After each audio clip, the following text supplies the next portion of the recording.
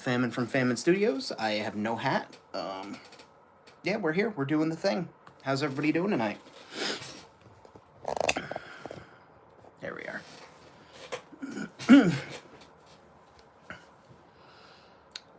Let our friends into the chat here. There we go. If you're new to the channel, I am Famine. We do art here, we do unboxings, we play with toys, we have a good time. So stick around. Sometimes I do cosplay stuff, but today is not that day. Got a little green light going on in here. Yeah, so we'll wait for our friends to step in. I'm going to turn the heater on because I am a little cold. It is chilly out tonight. And I feel like I've been hit by the chili bug. A little cold. Cold in here.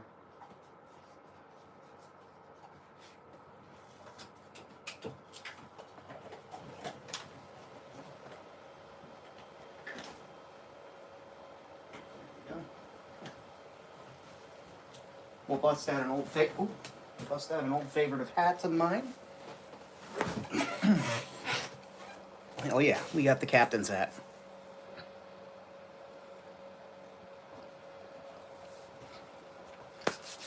So, I'm going to get started. My favorite toy store, toying around in Johnstown, New York. They just had their big grand reopening. Moved to a new location, much bigger location across the street. And what's cool is that it's in the pharmacy that my grandmother used to go to when she was a little girl, when her parents lived in the same town. So it's super cool. Not only to get to see this old building, but like, it's a place that my family's been going for years, even if they weren't going to it as a toy store. They're going to it as a pharmacy. So that's pretty cool.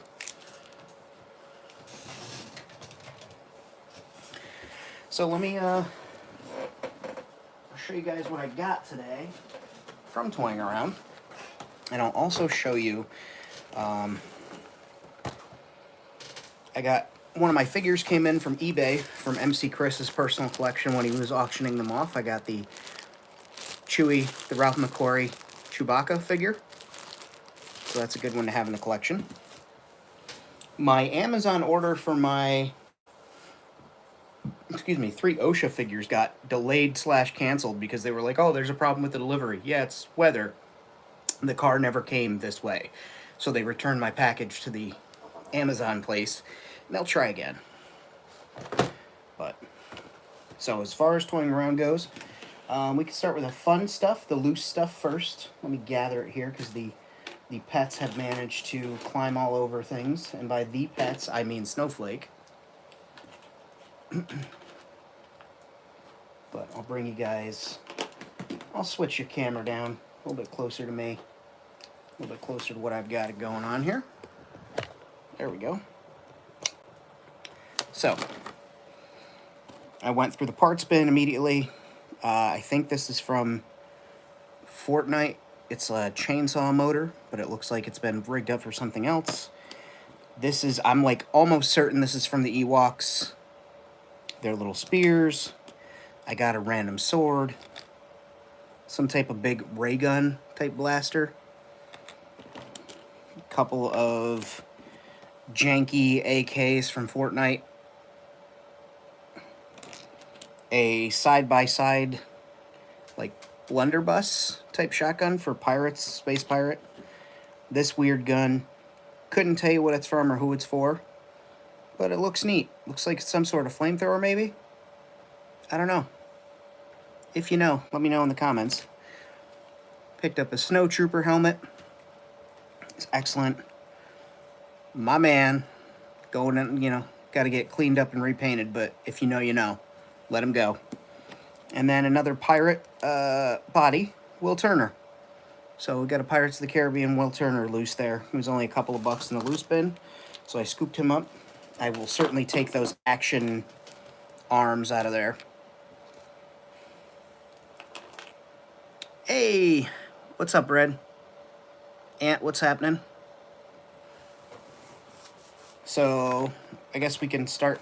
I got an EV99 on card. I'm going to open it because I'm maybe, like, you can see how yellowed these cards got. But like, I missed the day when they had like a little hologram on there.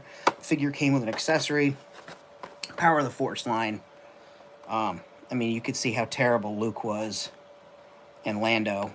But like other figures, they're good background fillers. But it was $4, so I said, why the hell not? Oof, listen to that noise. So we got his little desk, his operating station, and his creepy body. Articulation is 5 points there, I think. Yep. Oh no, his legs don't even. No, yes they do. Okay. I was gonna say. Cool. Yeah, a little 5 POA droid. He will get repainted. I don't like the hand gesture that he was making. And put him in a different spot.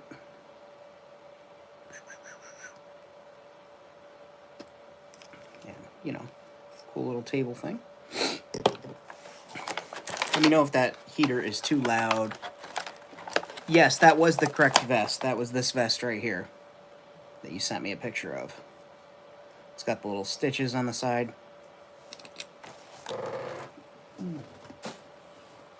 And then I got a Doctor Strange from the Marvel Universe line because, yeah, I want to have a Doctor Strange. I will use a different head sculpt on there, but let's bust this bad boy out.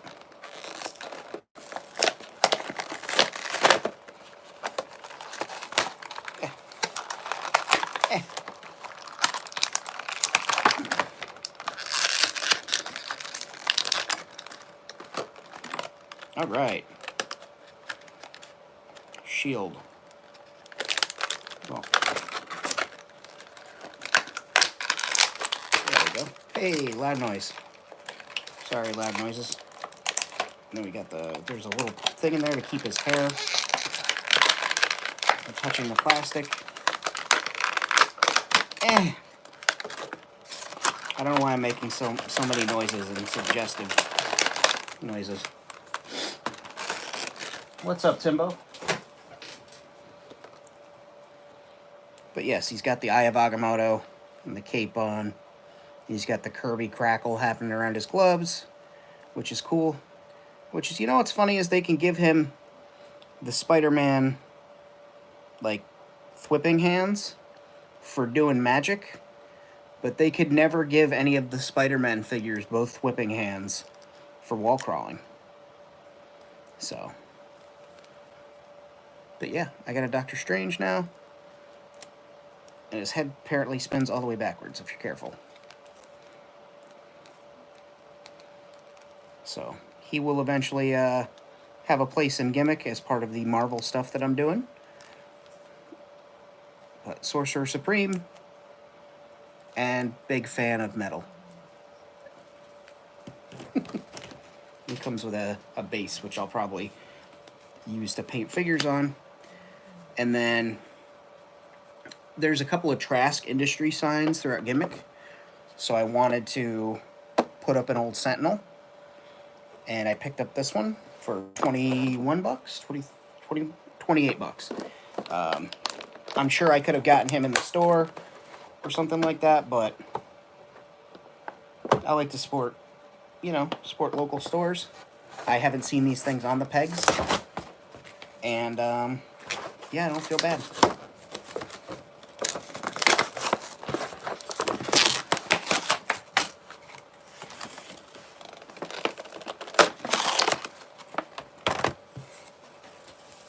And of course, it'll get painted, weathered, and set up as a, stationary thing in the way. I got the picking up wire, but I like that they included a smashed up head. That'll be good for like diorama scenes and stuff, but ouch. As far as having just a 5 POA Sentinel chilling out as like an ominous like warning. Yeah. Like I said, we'll repaint it and weather it up and have it just chilling out there. Be some oil leaking out of the chest. There's a little belt there, dribble down on his pants, and then it looks like he got something on himself. I don't know. But hell yeah. So all in all, it was a good day. Good pickups. I'll keep that tray because that could be a good window or something.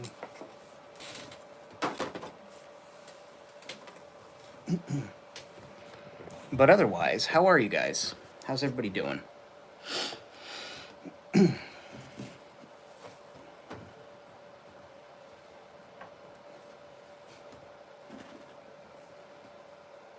thinking... Oh, I'm not really thinking. My brain doesn't work much these days. Waiting for the water to kick in. Wake me up. Cheers.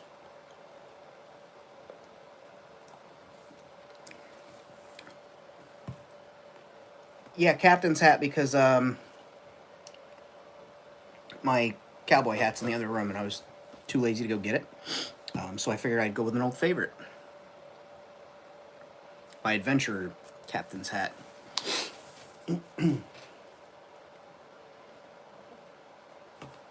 So I'm thinking we just continue painting stuff and weathering stuff if you guys are down to do that. If you're down to hang out and clown around.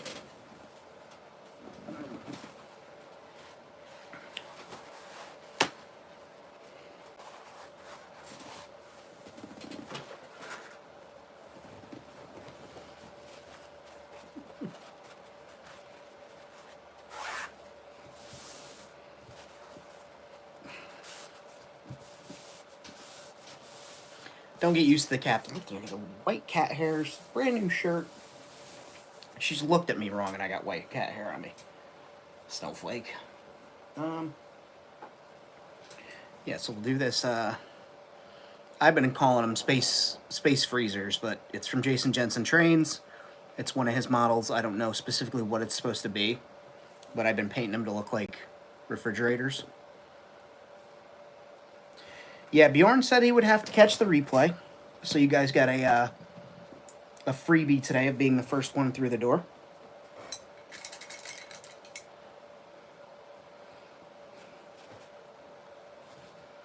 You likely won't let it happen again, so take advantage of it now.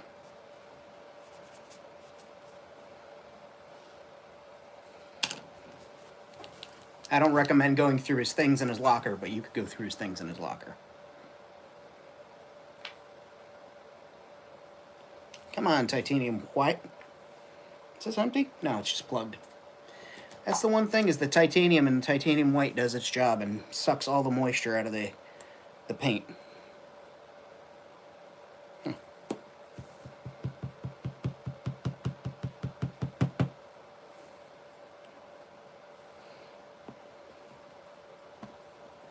Weird.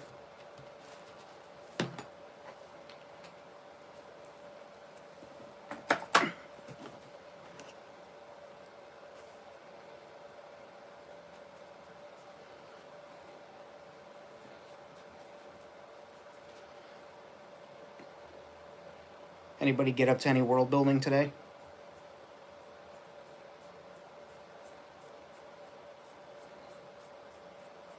Anybody work on any projects that you want to talk about, or maybe you just want to keep them quiet? That's fine. You don't have to share with me. Keep your secrets then.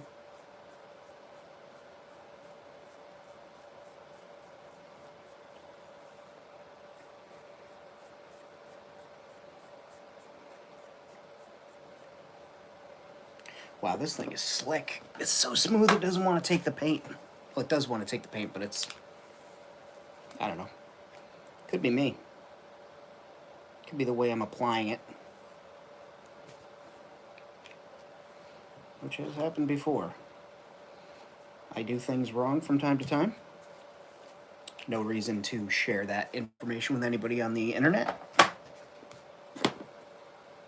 Wait a minute, I'm streaming on the internet. Oh no.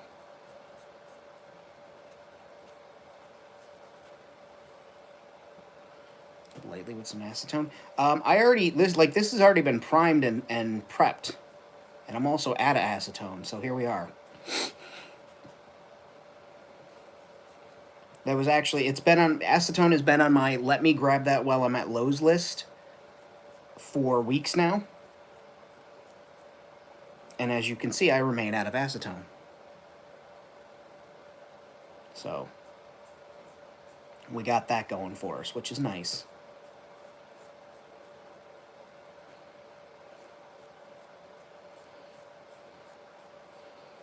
So you could be like, Famine, how much acetone do you have? And I will tell you, none. I don't have any fucking acetone. Acetone would have made the... Yeah. Then again, you got Deftones against acetone. Tone Lock. Tony Bennett. Notorious for his industrial metal and grunge.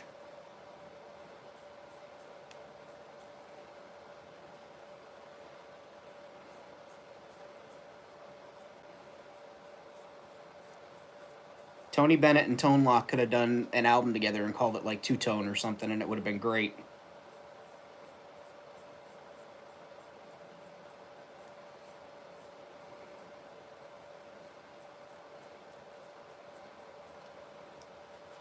Would have been here for it.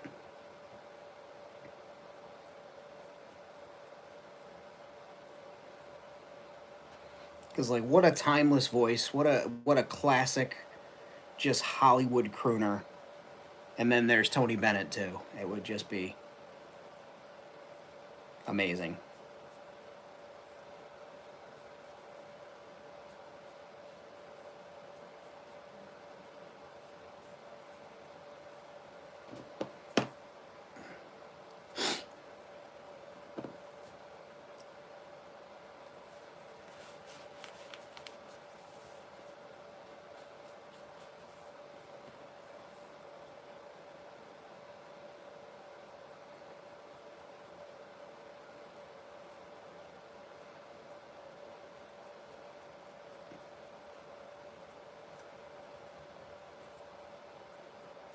I'm really surprised nobody's either laughing at that Tony Bennett joke or giving me a super chat for that Tony Bennett joke. I think that's worth money.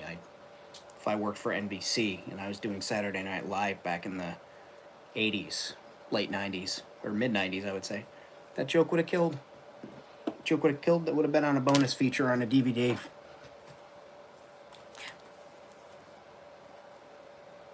Or a VHS tape. Bony Tenant. That sounds like a fan fiction section on Doctor Who message board.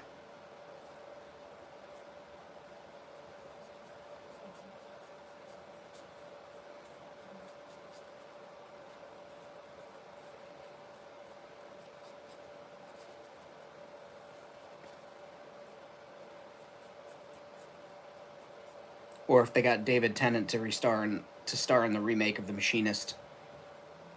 Bony Tennant. Not my best joke. Not my best joke. Either a porn or a Tim Burton parody. Why not both?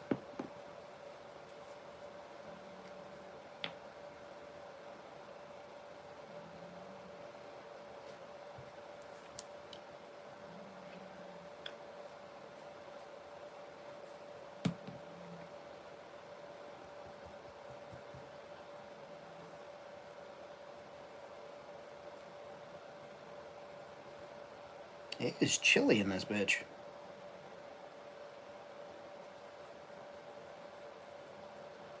You keep stopping me from making videos because I had to watch your stuff. I won't apologize.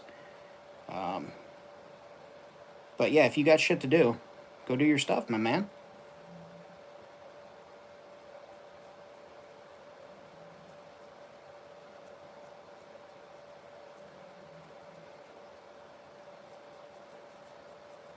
Otherwise, keep watching. Could have sworn I had slippers in here, but I do not. So, Just layering on the white paint. And then I will paint the top with something. And then we'll paint the buttons, and that'll be done. Be another...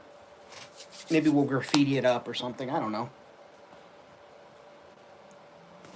Looks like maybe it was a device on somebody's starship.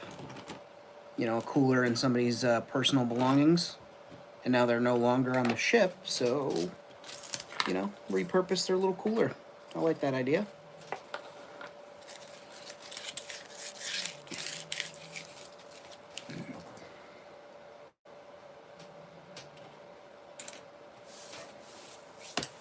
Yep.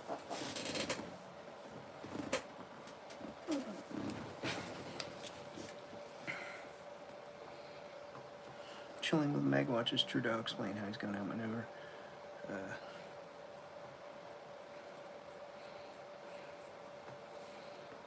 I mean, Mr. Trudeau, never interrupt your enemy when he's making a mistake, so maybe just get off the TV. Don't give him any bait.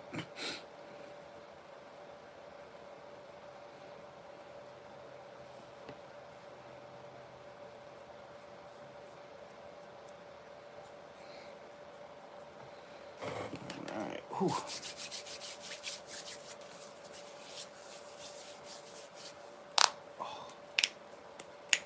Crack them knuckles.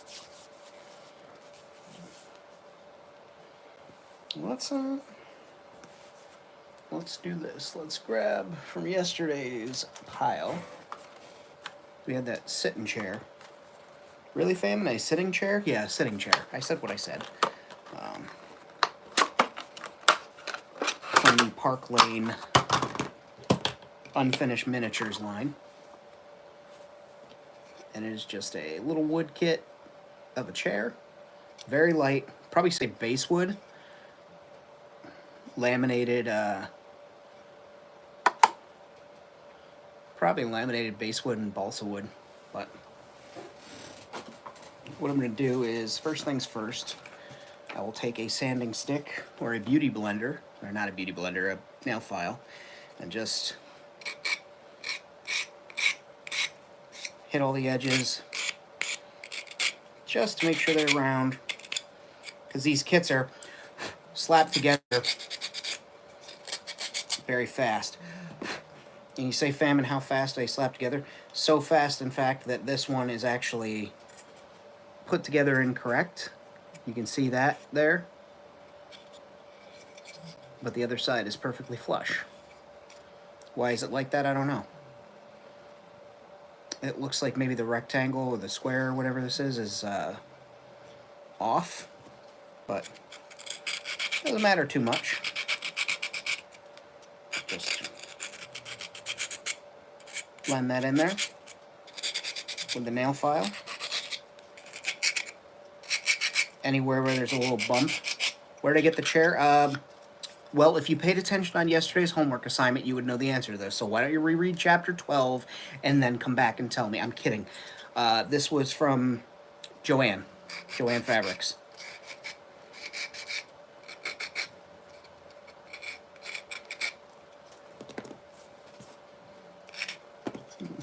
We'll use a real piece of sandpaper. Question, good AstroTurf in 118 that isn't felt. Sandpaper. Get yourself a piece of sandpaper. I would say maybe 80 grit. Put it down, paint it. Looks like grass. It's not felt.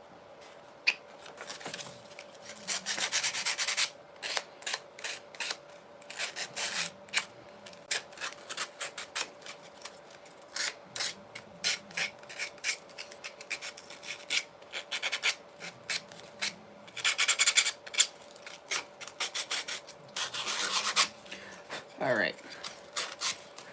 What was that? Come back. Joanne Fabrics, anything to use? Laugh out loud. Check in the DIY section. And when I say DIY section in a fabric store, I know. but it's also a craft store. But when I say DIY, go to where like the shelves and the giant fuck off letters are that like moms will put in their son Braden's room, and you know, as if he's gonna forget his name or forget which room is his. Yeah, go check that out. And that's where a lot of these little furniture projects are: bird houses, doll houses, things of that nature. But we will. I think we'll soup. We'll paint it with black paint first. Let it soak into the wood, and then we'll paint it and Mod Podge it. But I'm thinking it'll be a nice outdoor. I say nice, subjective, but a quaint little outdoor seating spot. You know, like a rest area or something, like a place. You get what I'm trying to say. It's a freaking chair outside. All right. Maybe we'll get ambitious and we'll use some epoxy sculpt or something to make a pillow for it.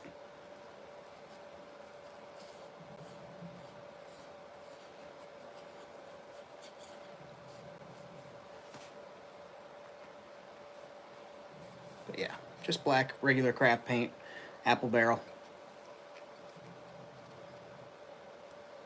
You mean what I know.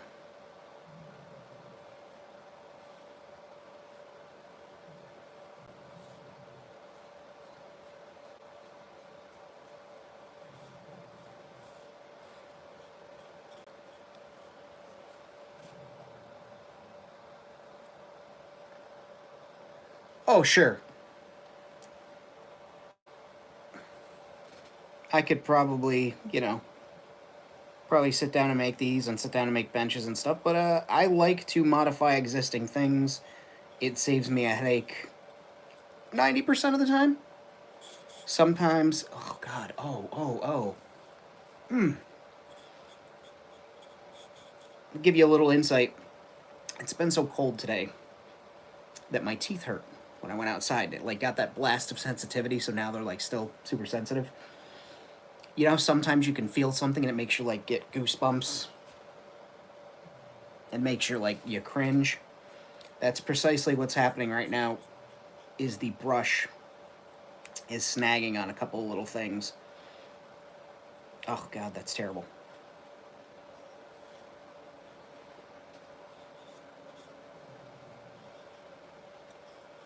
But yeah, for the most part, I don't mind making things out of modified stuff. It, like I said, it brings me a little bit of joy, makes my life a little bit easier.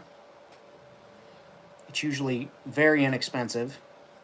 I think this was maybe $3 after tax. But again, I had so many discounts and stuff because, like I said yesterday in yesterday's video, I am a little slut for savings and I will use coupons and discounts whenever I can.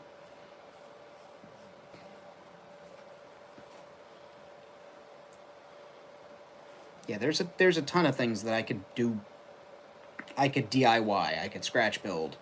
Um, I just prefer to use the base of something that's already there and modify it to suit my needs. And it's like I said, it's fun. Because I mean, at this point, I'm sure I could probably sculpt an action figure. Wouldn't be great, you know, and I'd have to do it over and over and over again to get really good at it. But I'm sure I could do it. Doesn't mean that I'm gonna.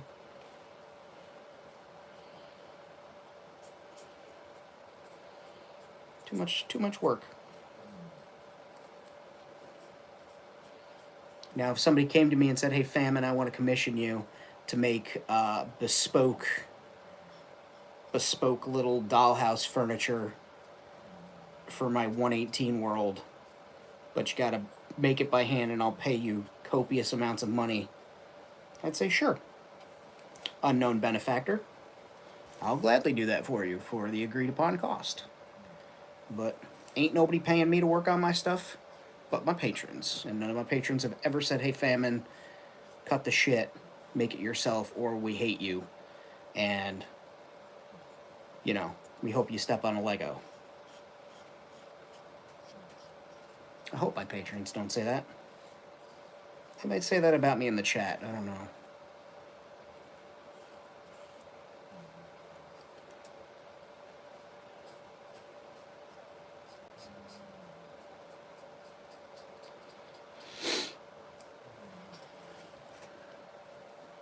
Metal rockers.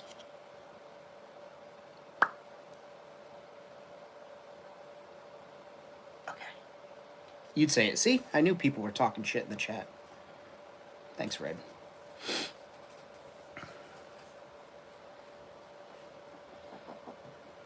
Also, since nobody else piped up in the chat to say it, Blue, we are very much a fuck Hobby Lobby chat in here.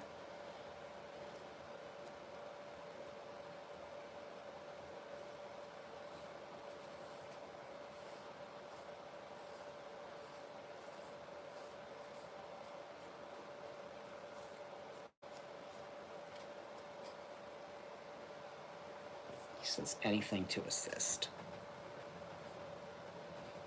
What you doing in there, cowman? Go lay on the bed with the other two dogs, all covered up, all snuggled up in blankets.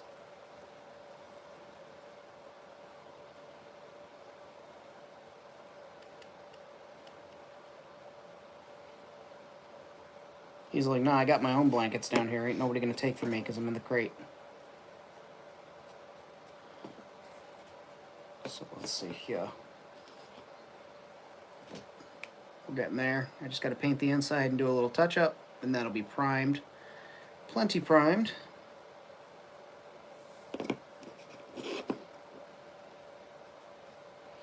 And let that do a little bit of drying, soak in there, and then we'll start to think of colors, or singular color.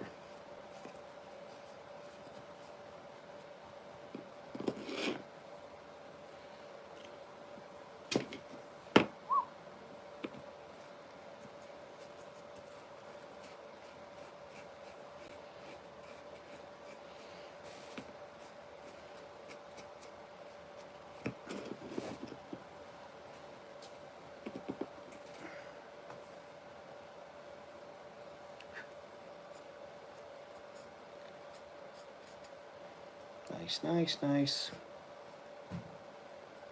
Right. Cool. So we got another thing primed.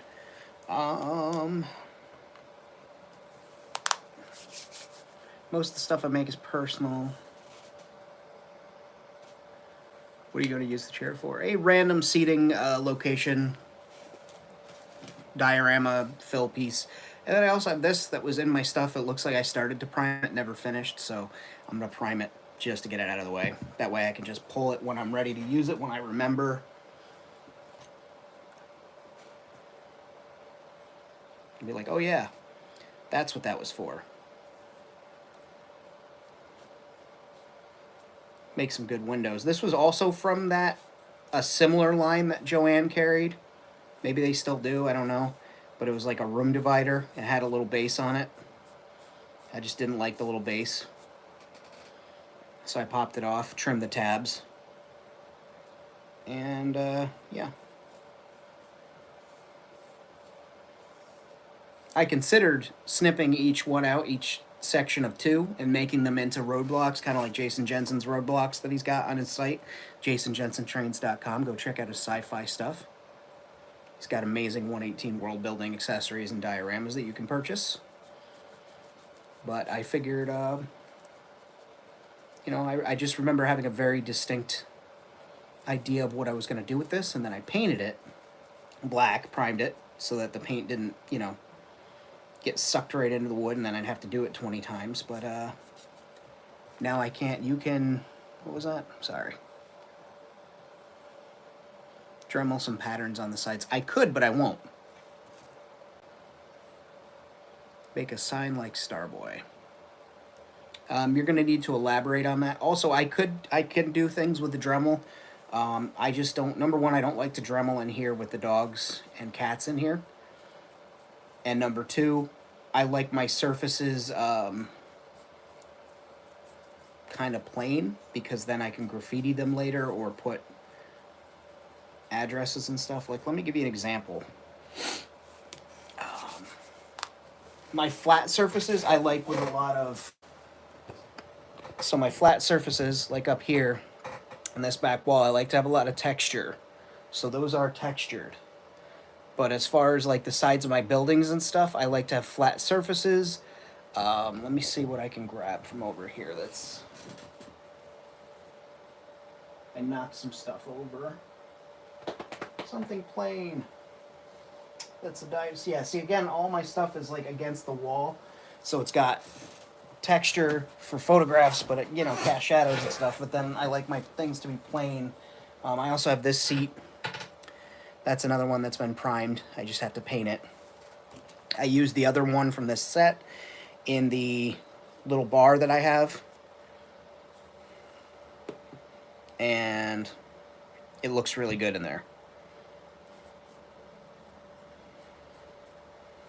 Or I'll put, like, on flat surfaces, if they look like they need something, I can always glue greeblies and stuff on, but I'd like to keep that flat because it's supposed to be like, I guess in my mind, you ever been to a subway station in, you know, the East Coast when they have the underground subways and there's benches and seats and stuff? Something of that nature. Or like in a busy foot traffic area in a city that doesn't hate the homeless, you know, they have benches and seats and stuff like that, or at parks. So,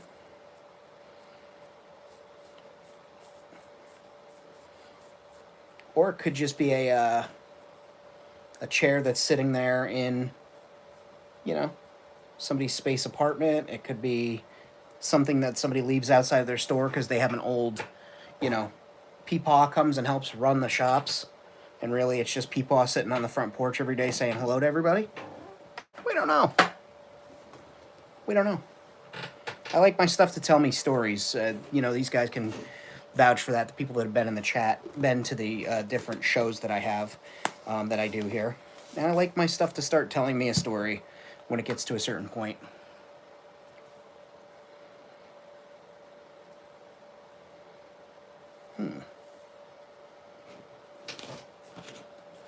Interesting. Oh, I thought you said you were interesting. No, I said I'm into resting. Gerbils are always fun to make.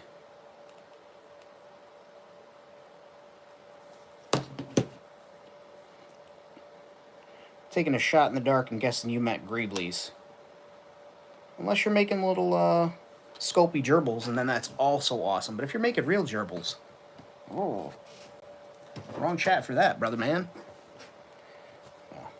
I just found one of those little circles, and I stuck it on a thing that I was, you know, just adding stuff to. Could be a, you know, stick that against something flush. Again, why I like flush surfaces. Put magazines in there, little magazine rack. I don't know. Could put it on the side of a chair, and it could be one of those, like, you pay and the thing massages you. I don't know. It's outer space, man. Space is fucking wild.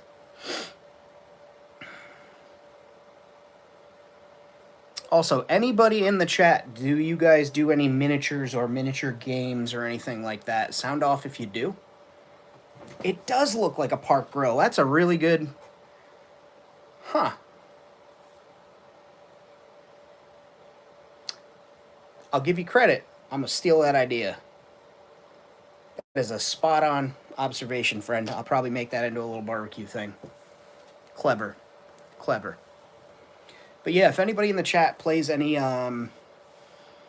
tabletop games or are interested, I'm going to be doing a live or a video. Haven't decided yet because I don't know what I'm doing, but there's a game out by Apocrypha Now called Scabs, and it's a tiny miniature tabletop game where you make your own battleship out of a tinned meat container. Usually people are using the fish container, so anchovy container, and I'm gonna make a little boat out of it at some point. I don't know if it's gonna be a video or a live, haven't decided yet, but stay tuned for that. Or if you know somebody who's big into tabletop miniatures, or you've seen somebody's stuff on that, that's what I'll be doing with that. Just because I don't know that I'll ever play the game, but it just looks like so much fun making a little boat out of a can of, you know, fish. It's not often you get to make a boat out of a can of fish, is what I'm trying to tell you.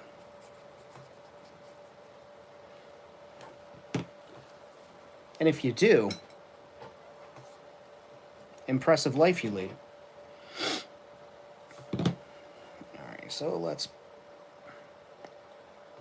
paint the buttons on here. We're just going to use the paint markers. Come on back. Haven't played any figure games. Well, this wouldn't be a figure game, more so like Dom's is definitely a figure game, action verse, but this is more of a dice and paper game, and you have a layout. Check out Bill Making Stuff and Dan Does. They both have done Scabs. They're twin brothers. They have their own channels. They are not the same person. Don't let it fool you. But I really like their content, and Bill actually is a huge inspiration in world building. He has his own universe called the Gutterlands, and everything that he does and makes is within that universe and world. And he's got a couple of tabletop games that are easy to use, easy to play, and very fun content too. Like, I'd aspire to be at his level if he didn't already rip off, you know, Miscast. You know, if he didn't rip off Miscast. That's an inside joke. If you watch their stuff, I'm not actually accusing Bill of ripping anybody off. I just work here. I don't know.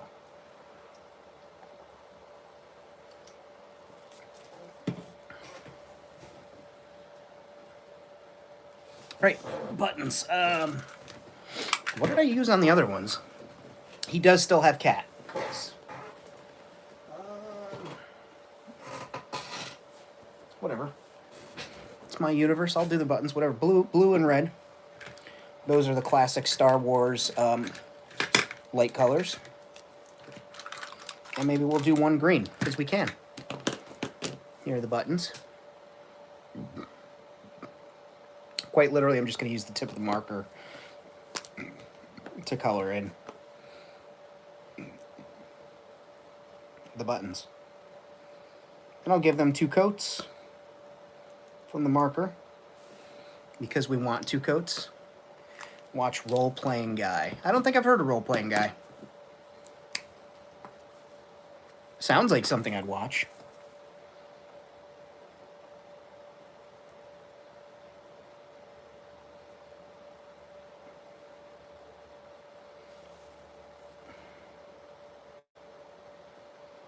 One thing I'd like to learn how to do that a lot of these miniature painters do, and they do it extremely well, object source lighting. Yes, Dom's game is available.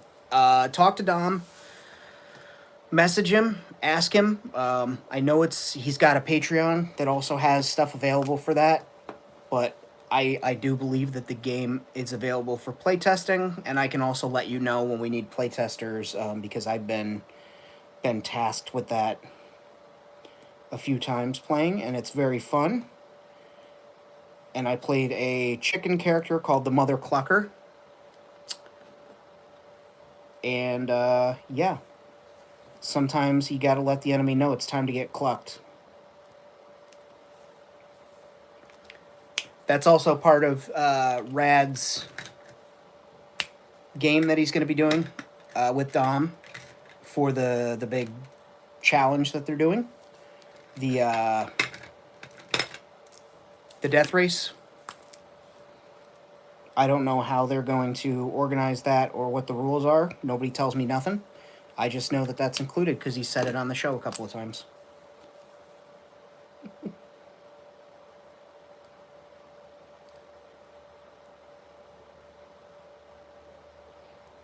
But yeah, like I said, object source lighting is something I would enjoy learning more about, and learning how to do a good job with it, because I am so impressed by people that use that. But I'd like to do it for screens, because obviously I can't, as much as I'd like to, and trust me, I'd love to, pipe in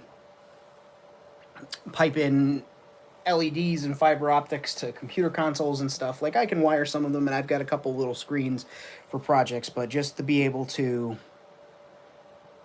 have something look like a lit computer screen and have that little bit of glow around it, and then put a gloss over it, Mod Podge over it, so when the light catches it just looks more realistic. And I'd really like to be able to get good at that. So object source lighting is something I'm going to have to practice at.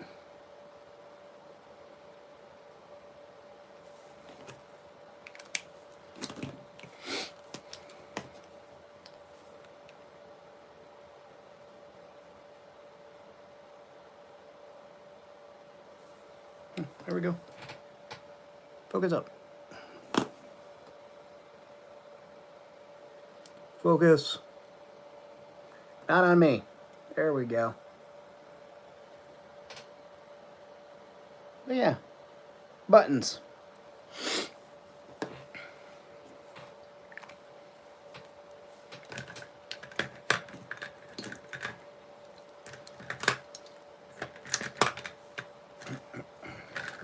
So we've got a little cooler. I'm gonna seal that with Mod Podge, I believe, just so it's got that kind of shiny luster, like that refrigerator white.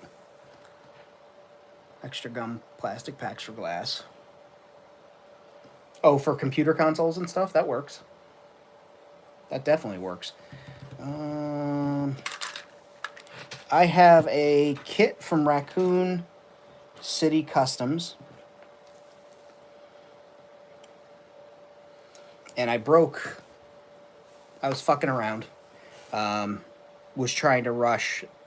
It's a Mon Calamari engineer. And I just broke them even worse. Oh, that sucks. Alright, but it happens. It's resin printed. But I'm thinking of, instead of utilizing his body, which, you know, I can use for other things, maybe, I thought about taking his hands, his Mon Cal hands, and the head and putting it on an OSHA body. The trick being is that Amazon was kind enough to, I think I covered this at the beginning of the start of the show, turn around with my package 4 exits away from my house or 4 deliveries away from my house and complain that it was that there was something wrong and that they couldn't deliver the package. Because it's weird because I got other Amazon packages too. Crazy that. But I would have loved to have done that today, but that'll be something a little bit later. Yeah, I guess we can talk about Bruno. We don't talk about Bruno.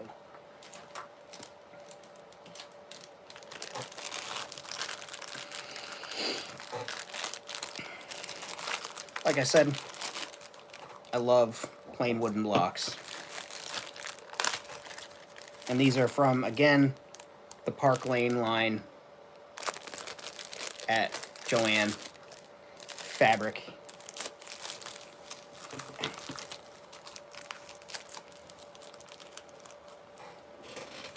Look at Rosie.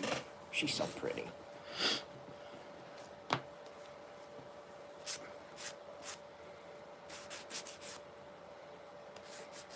And I'm just breaking the edges of the wood because it is fresh and raw wood. When I say break the edges, it's something we used to do in aerospace. When you'd cut material, you know, say you were drilling a hole, you would chamfer it. Or if you were cutting sheet metal, you would deburr it and break the edges just so that there's no sharp lines. And this reduces my chances of my dainty little boy computer typing hands don't get a sliver.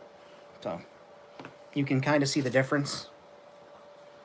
See how that's much softer of an edge. That's got a harder of an edge. Just a personal preference. That's how I like to edge.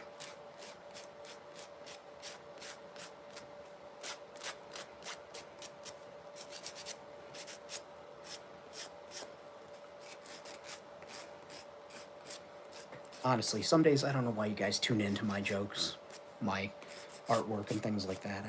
I say stuff like that, like, I don't know. But thank you all for being here. If this is your first time, hit the like button, subscribe, check out the channel, check out the other creators in the chat, subscribe to them, visit their Instagram pages. If you want to help the channel, and you can, patreon.com/FamineStudiosX. I absolutely understand if you can't. There's a free tier. That also helps just show Patreon to show my stuff to more people. And also there's Super Chats and Ko-Fi if you want to donate directly and donate quick. And those are always appreciated.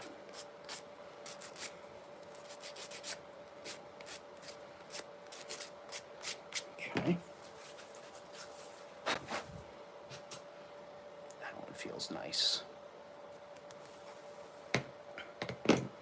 These will be solid. Huh.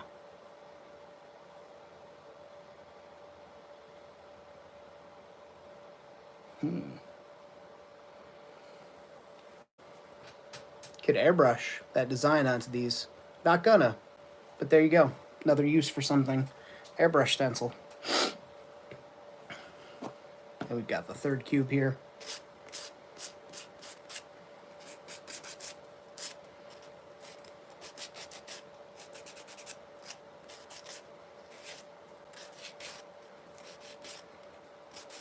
I'm definitely gonna have to work on getting some tunes playing while I work, because I don't usually work in the quiet. This does help me talk, helps keep me jack-jawing, but I don't usually like to work in the quiet. I like to have tunes on. It allows me to zone out and get in that creative flow, as Ant likes to call it. Make jazz, or jizz, space jazz, jizz, isn't it called, is it still canon? Is it still called jizz? YouTube, don't demonetize me, because I need the money, but like, isn't it, it's a space music. You can't demonetize over space music. George Lucas invented it. Man's got a family.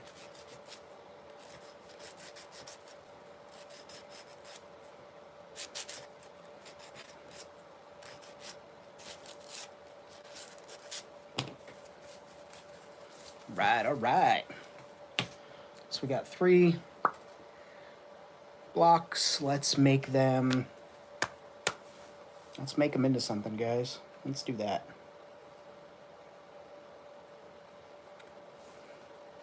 Thinking crates, right? Space crates. Start with a white base. We'll start with a black base and then dry brush it white. And I don't know. What do you guys think? Should I like put like greeblies and shit on there, or should I leave them blank? I do like the idea of leaving them blank so they can just be like stacked boxes. But if I put greeblies, I can also just turn it out of the way of the shot. Opportunity here. Let's work through that together as a team. Sound off in the chat. This is why I do these things. Like,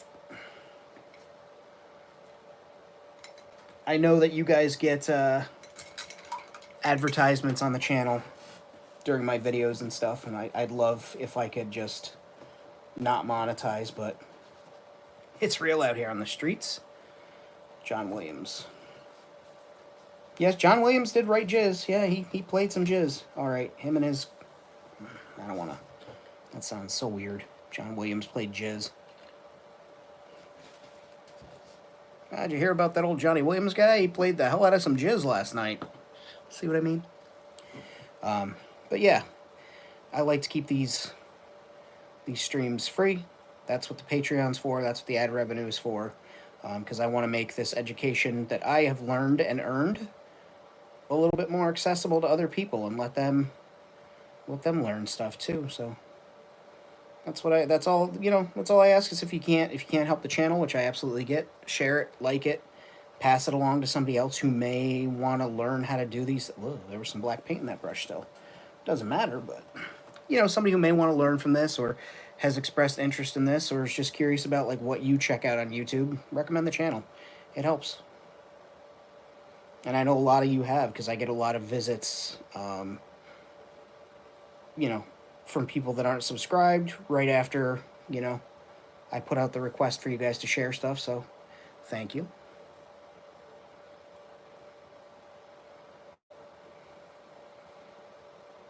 And YouTube tells me that, like, probably a quarter of the people that watch my lives after the fact, or more, are, oh, Jesus, Red, you didn't have to do that. Thank you, friend.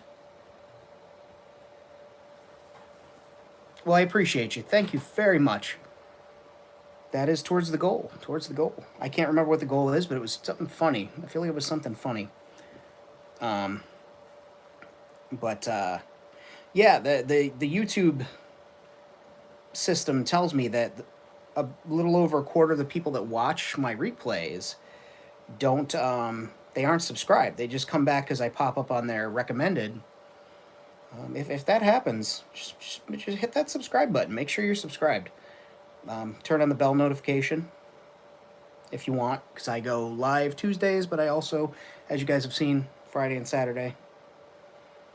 Sometimes I do it Wednesdays if I'm feeling it. If I get a package in the mail that I'd like to share with you all.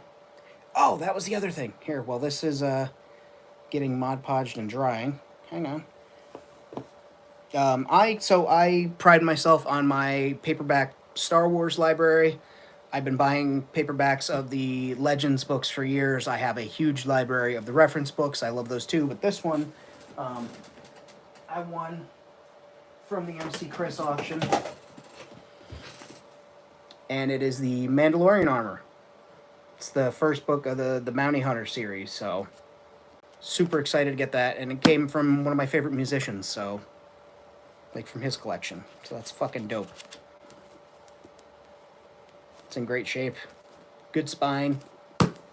Another one to add to the collection and read.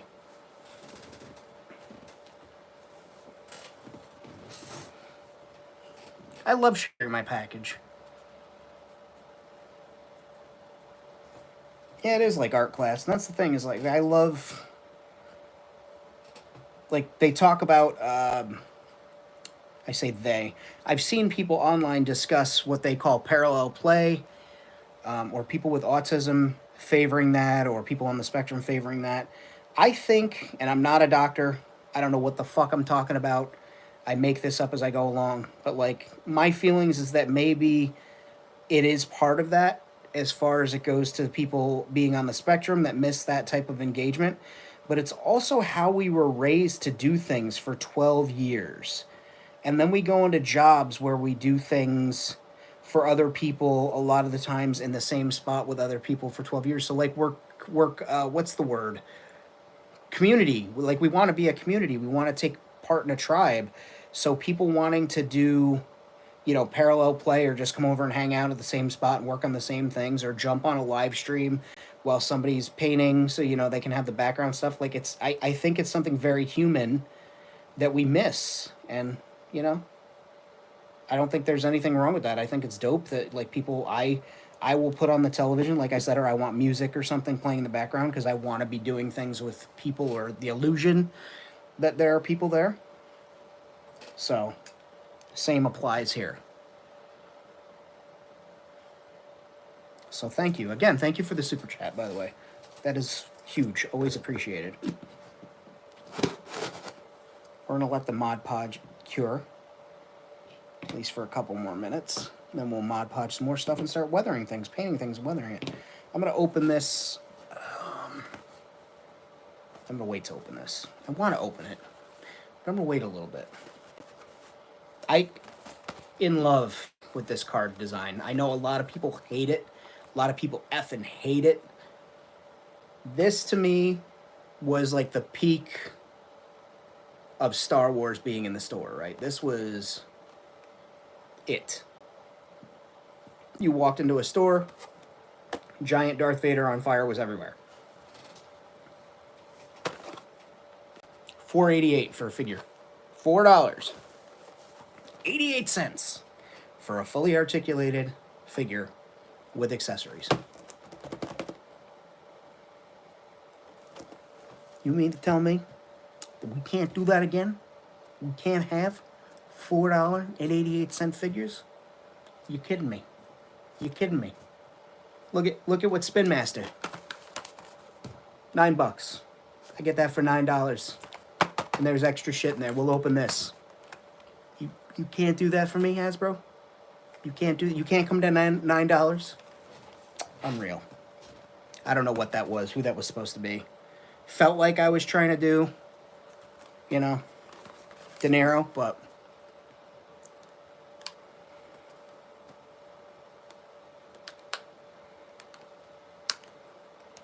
and also, if you didn't have a Marvel Universe Sandman in his sand mode, I'd almost bet dollars to donuts you could change the head sculpt out or something and make this into a Sandman for the Marvel Universe line. But that's, oh, that's so dope.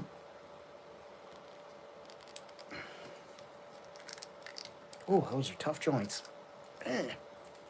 Break them in, Famine. Don't break the figure. His head articulates too. Look at that. See? You can have really high detail.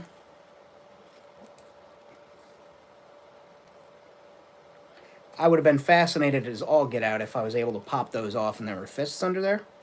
Because Clayface is more known for his ability to transform into somebody instead of, you know, make his hands into items that are made out of clay. But so let's see what his little bonus 2 accessories are.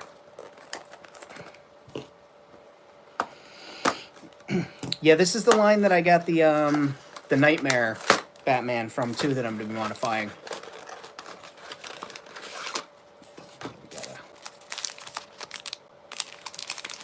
Feels like it's a turd, ladies and gentlemen. It's the turd from Joe Dirt. And the people were eating off of it. Remember the one that fell out of it? Anyway, obviously there's a crack in it. What are you doing, buddy? What you got? Oh, you got a piece of cardboard? All right. Let's see. I guess this is part... It's empty. Was there supposed to be another thing? Oh, this says that there were 2 accessories inside. I guess that's 2? That's so bizarre. Let's see if there's anything under the... No. Very strange. Be nice, girls and boy. Like, what is that for? Doesn't even attach to him or anything. Do these come off? Nope. But the good thing about this brick part, I suppose, is I could paint him to look like the brick around Gimmick. Yeah. Or I could paint him green. He could be like some type of sludge creature instead. Doesn't have to be Clayface. But yeah, I got a poop.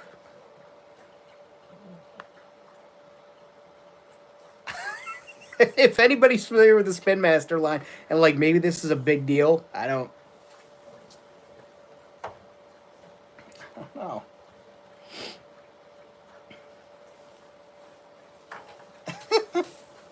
What you doing, Rosie girl? Mama Rosie. Mr. Stark Dog. Hello, you want to say hi, Stark? Oh, come here. Oh, hello. What are you doing? Say hello to the friends. Hello, friends. Say thank you, Red, for the super chat. We appreciate this.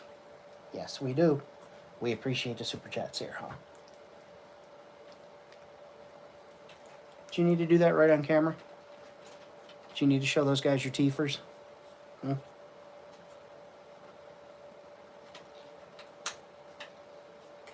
You're a good boy. Love you. Oh, he's a good Stark. He's a good boy. This is the certified puppy break of the show. He's a good boy. You're a good boy, Stark. Yes, you are. Yes, I love you. Go be good. Oh, handsome man. Go play. Careful. I've got his hair all over me now. Alright, so those are still kind of drying. Let's do... We're going to pick a color for the chair. Thinking like a utility, like a public utility almost color. Like a blue. But I have... Hi, honey. I have so much blue. I don't want to do gray.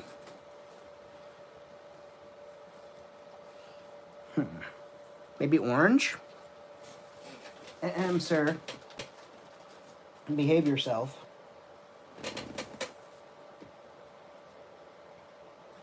What do you think, guys? Like an orange? As far as this chair. Again, like that New York City green, the subway furniture green, the park bench green calls to me. And I know that's just because I'm a New Yorker. But green would stand out amongst all that blue.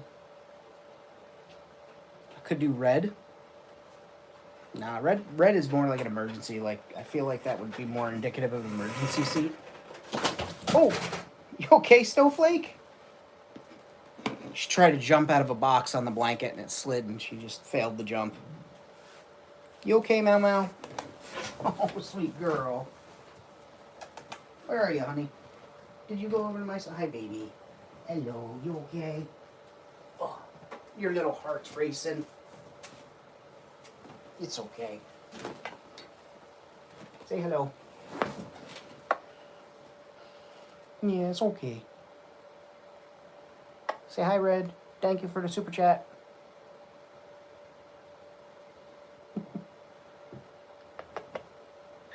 Would you like to go up there on your thing and eat out of your bowl now?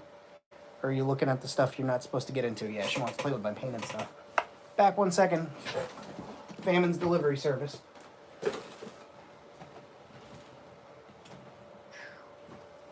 Here, honey. There you go. Yeah, good girl. You're good. That was silly.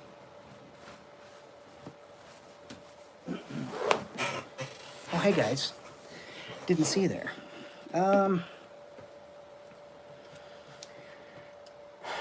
What about a color?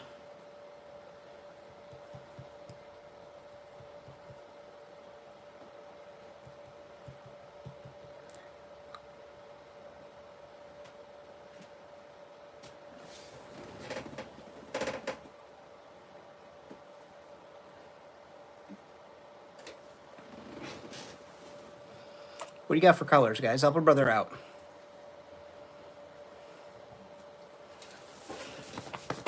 Yeah, her expression. She's cute.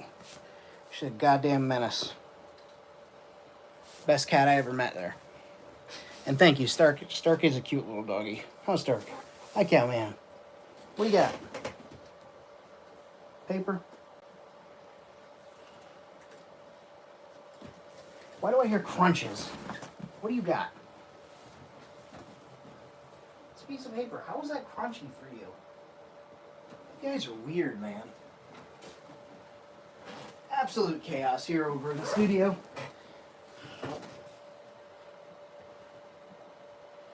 Institutional yellow. All right.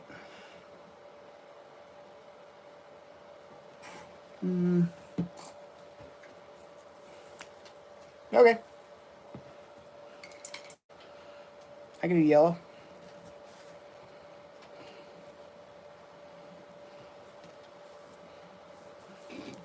People say, are you yeller famine? I say, no, I'm just regular famine.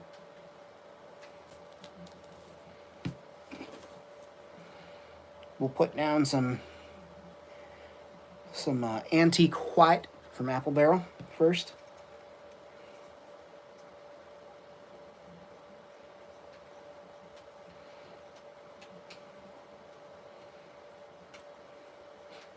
Just as an establishing color for the base layer.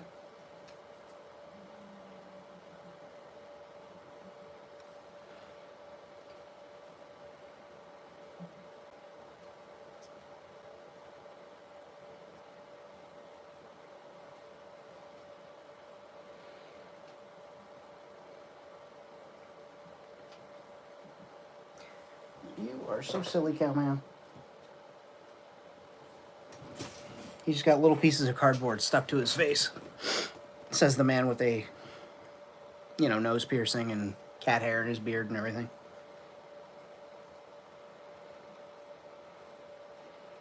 There's a reason I don't do any 3D printing in this room. Aside from the safety issue, like, I just know no matter how well I keep those lids on, one of these goddamn cats would get hair in there. Or it would come off of me because somehow, even though I probably just stepped out of a shower all fresh and clean, ain't nobody dope as me, I'd still somehow get cat hair into the resin or onto the print bed for the filament.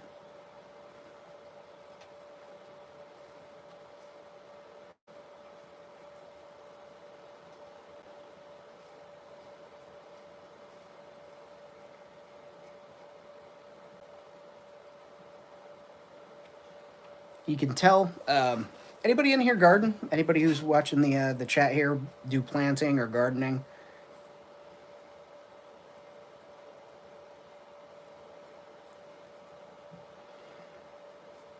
Because I can tell it's starting to get. It's been in my brain to do some gardening this year, like vegetable produce gardening, again. This year, but I dreamt last night about gardening, and so I'm like, yeah, I guess that's in my thoughts, and maybe I should focus a little bit of attention on that. And I know it's early in the season, but also it's not too early to start certain seeds. You can start them in February, mid-February. Problem is, being in upstate New York, our region has changed. It's been like changed on all the maps and everything just because the temperatures have permanently stayed above normal over the course of the past 13 years. And so regionally, our growth stuff has changed. And when I was doing my produce gardening, this was more than 10 years ago. So now I have to kind of relearn what's acceptable and when to do things. And I say relearn because I know there are tools out there where you just, punch in tomatoes and, it'll tell you if you're in region, blah, blah, blah. But like, I'd like to learn again the regions and why the changes happened, the microbiomes around, so I can grow my freaking tomatoes, grow them healthily. Healthily tomatoes grown healthily.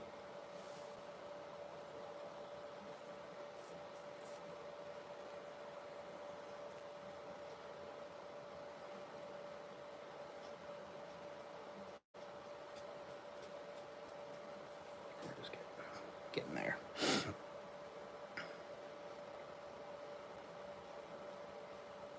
Because, like, I'm sure, anybody with a TV or an internet connection knows what's going on in the States right now and knows where a lot of our produce comes from and the people that do that work. So I'm sure that certain things are going to be more costly at the store, but also not as readily available year round. So I think that getting some planting done, getting some ideas, taking care of those. And also, I want to have my flowers, God damn it. I love roses. I've got some nice two nice varieties of roses out there. I got permission to propagate a hardy variety from Italy that my uncle, his mother brought from Italy over to the States when they immigrated here, and the person that owns the property with the plant on it happens to be my neighbor and his niece, and yeah, she's gonna let me propagate some of those roses into my garden so that no matter what, they will continue growing. And heaven forbid if I have to move or relocate, I'll be able to take them with me because that's a great variety of plant to have and also a cool connection to familial ties.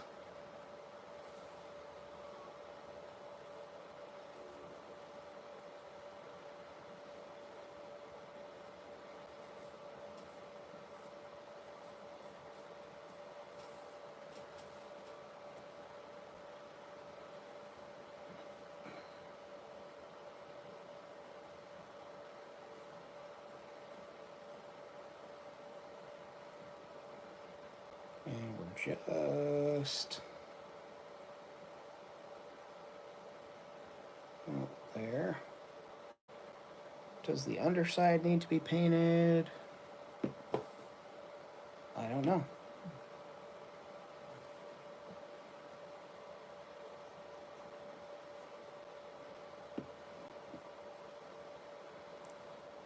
Yeah, to hell with it. I'll paint the underside too. Doesn't need to be perfect. Just gotta get a dusting, a little yield dusting of paint on there, right?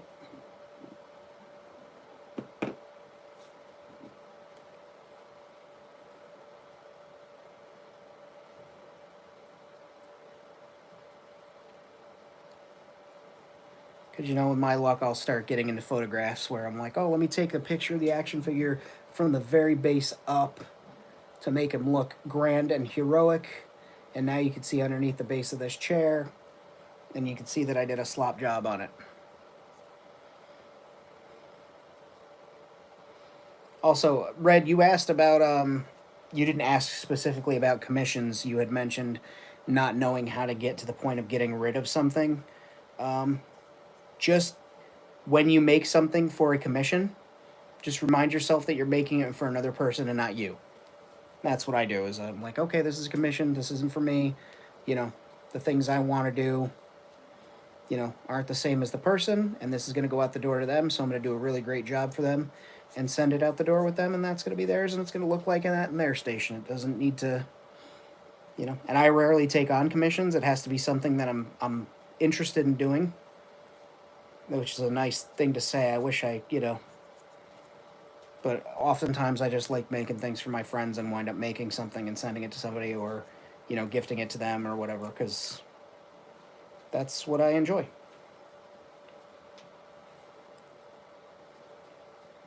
Right. Cool, cool, cool. Almost done. What's that?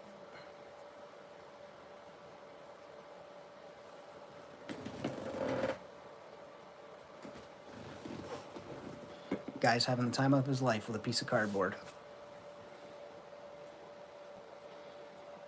I think that's a Panic at the Disco song title, isn't it?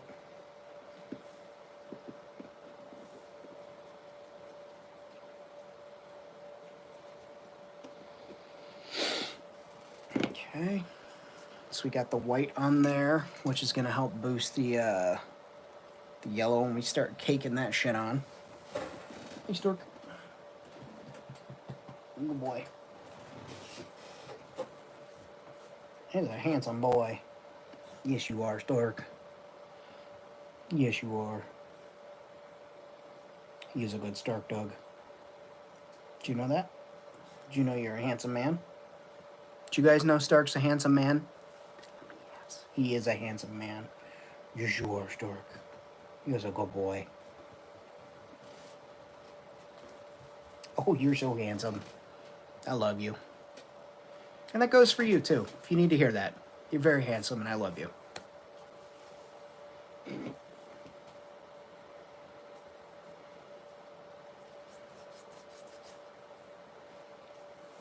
Well, I've got the paint out. I may as well.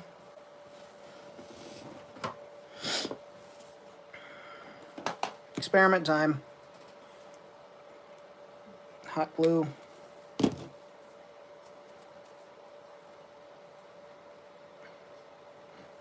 I've got a painting handle. We'll see if that pops right off there, or if I've just committed an egregious sin. You're organizing your junk drawer. Are you placing that junk in your trunk? What are you doing, Stark? Go on up there. Go up there with Rosie. It's okay.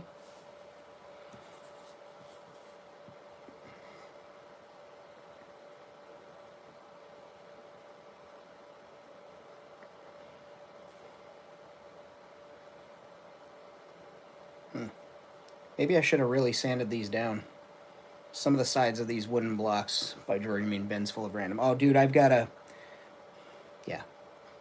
What I really need to do is buckle down. I'm booked tomorrow. I helping somebody move into a new place, so I'm going to be doing that. But I've got to buckle down this week and get that next level done, so I can start populating those two with figures, so I can free up a little bit of space in storage of figures to rearrange some things. But pretty soon I will be having a more space over there to build into. So that's something I'm looking forward to.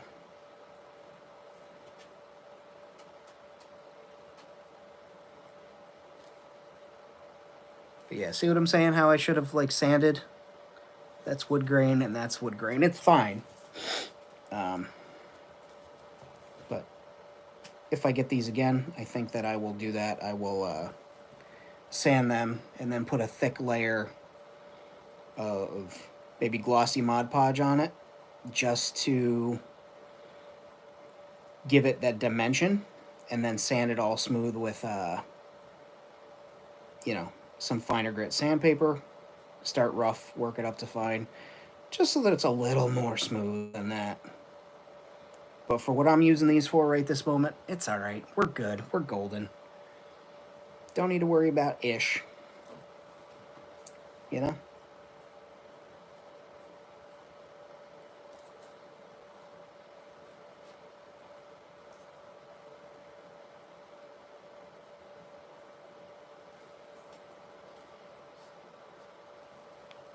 Compared to...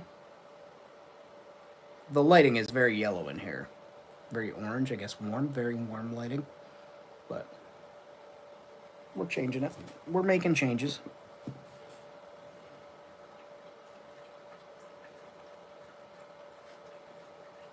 And this one's getting this color just because this is what I had on the palette. And I didn't want to waste it.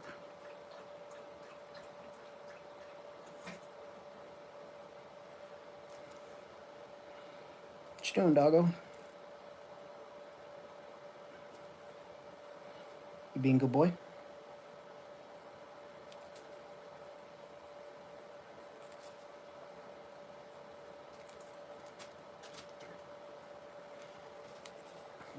We'll put a pattern or something on there, like some type of detail, greebly. But we'll let that dry. All right, so we're ready to jump to yellow with this. You said institutional yellow, which makes me want to see if I still have that glossy dandelion color. That's medium yellow. And that's yellow light. I think we'll go with medium yellow. It's just got that more of a... This is yellow lemon, but this is medium yellow. This is more like road stripe yellow, which is actually closer to an orange color.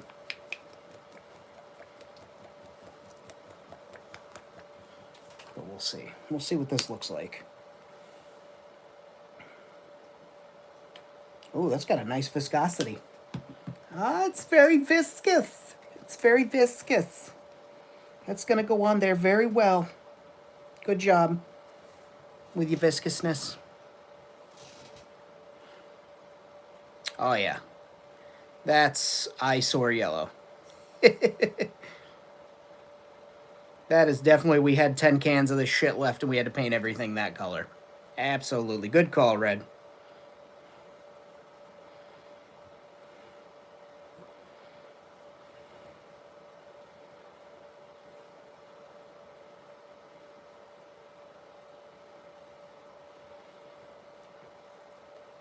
You know, Ant's usually really good at calling out these color things and ideas, but I think he's still a little sour at me for not getting that Exo Squad suit today to paint for Sabine.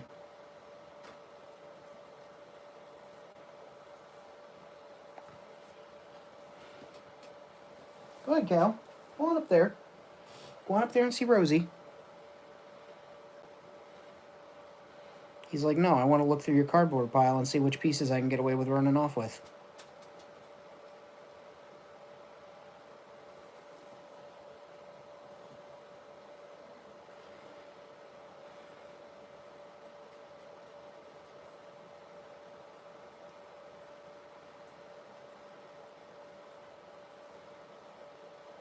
Or he's busy watching the Canadian,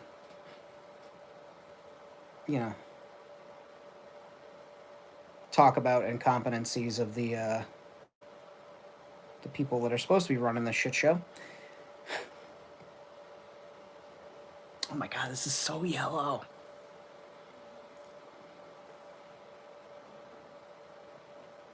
It's going to be one of them situations where it's like either going to be like, oh my god, I love it, or oh my god, it's an eyesore. Either way, top-notch choice.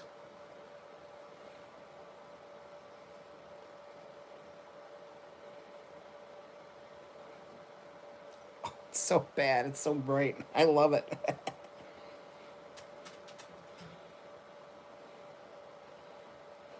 It is. They were like, yo, we got any more of that paint that we used to paint the roads? Yeah, why? I want to paint this chair that color. Get rid of some of it. All right. Oh, man. So, for those who know, I used to work in aerospace, and we would, get rid of expired paints, things like that. And sometimes some stuff was you were able to allow people to utilize at home, and other stuff was more hazardous and therefore couldn't be taken home. So we'd get rid of a lot of stuff, have to destroy it. And I guess some years before I started there was a gentleman in a department, and he asked to take a couple of the cans of the primer that we used, this yellow primer, but it was radioactive when it was aerosolized. Once it cured and dried, it was fine, but you couldn't take it home and like paint your bedroom with it or anything like that because the shit was caustic, like real bad news.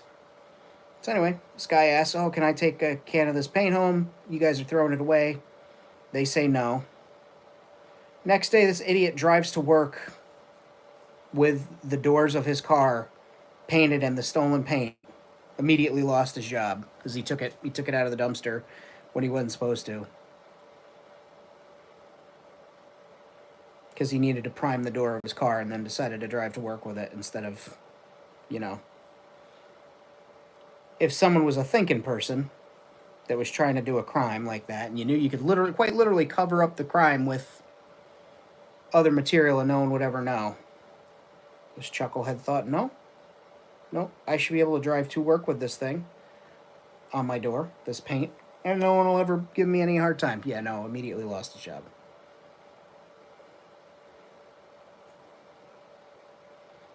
So this kind of makes me think of that, like just, oh yeah, just pile it on there, glop it on. We got extra.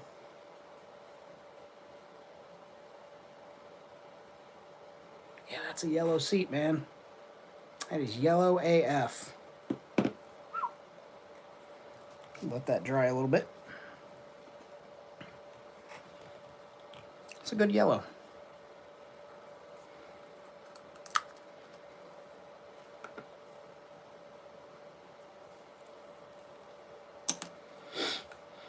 One of my little trash cans here needs a repaint. There's too much blue. I need to change that color up. Maybe a green. That's on my list of things to do.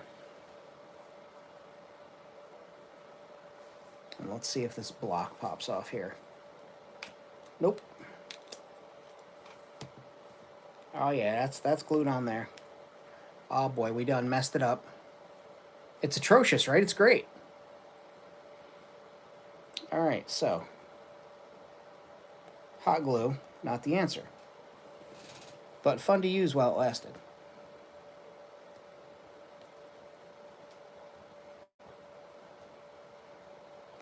Fun to use. Big Bird chair. Oh God, Now I'm gonna think of Big Bird.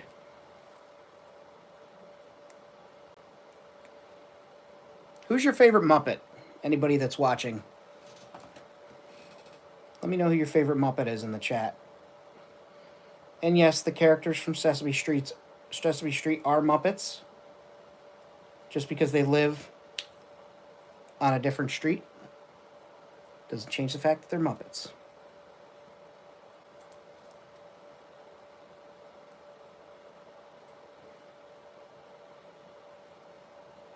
What's that, chat? Famine, what's yours? Oh, Famine's is Fozzie Bear. Fozzie Bear is my favorite Muppet. Oscar the Grouch, that's a good choice. That's my Aunt Lana's favorite Muppet, and my friend Larissa's favorite Muppet too. So if both of you are watching, Muppet stuff.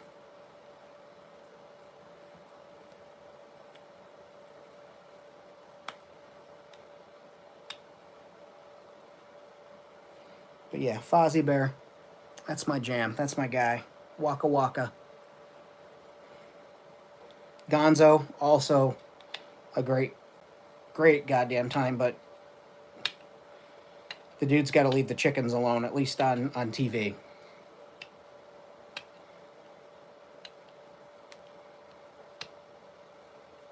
All right, well, Uncle Traveling Matt, Fraggle Rock. Fraggles are great. Love me a Fraggle. I got paint on my black shirt. Good thing I have multiples, and good thing these are for streaming.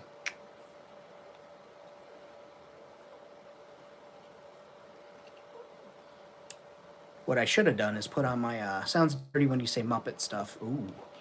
You want to come back to my place and let me put my entire hand inside you and make different sounds? You know, Muppet stuff. Jerry 904. The old cats in the booth. That's a good one. That's good credit. Credit where credit's due there.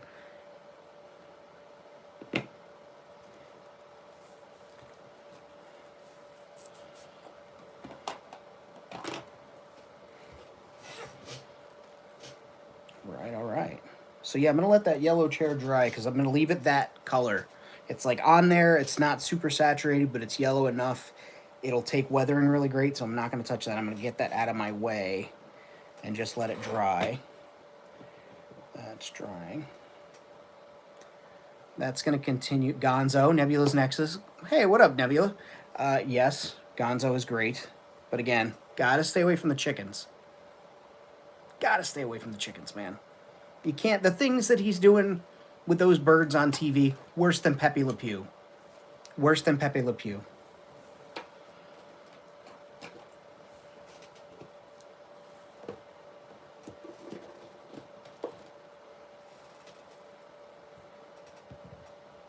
Okay.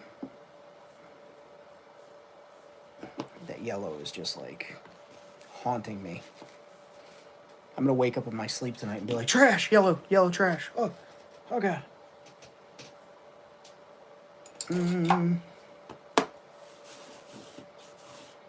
Maybe I make all 3 crates this off-white color.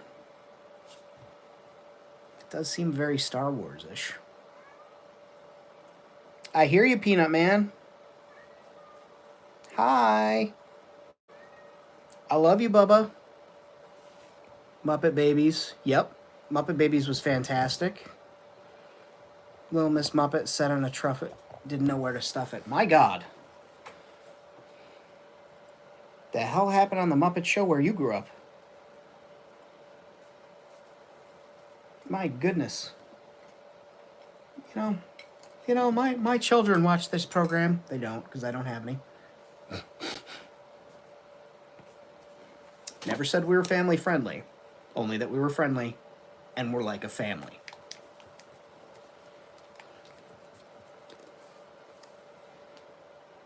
But like we're like the kind of family that gets stuck in the washing machine and we're like, what are you doing, step bro? It's very strange here. I hear you, Peanut. Peanut's singing his songs outside my door, but if I allow Peanut to come in here, the dogs will harass him, he'll run out of the room, or he'll jump up on my table, start knocking things over, then want to get into gimmick because he's scared of the sounds that are, coming from things being knocked over. And then I gotta fish him out of there. It's a whole thing. I kept losing hands.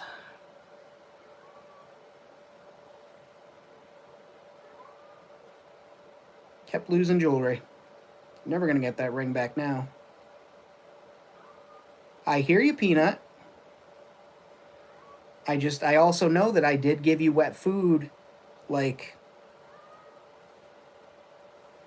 94 minutes ago, right before we went on air. And you have access, you can free feed with dry food. So I know that's there for you. So I can't help but think you're just going to come in here and try and sweet talk me into more wet food. And I'm going to give in because I love you and you're a gentleman in his senior ages. And so he should have all the wet food he wants. But also, Peanut, very sneaky, very clever of you. Take advantage of me like this because I'm so giving and kind. Humble. Yellow chair turned out great. Plus I learned to use white as a base. Yes, white and orange. Orange is also really good, or pink. They work really well as a base for yellow.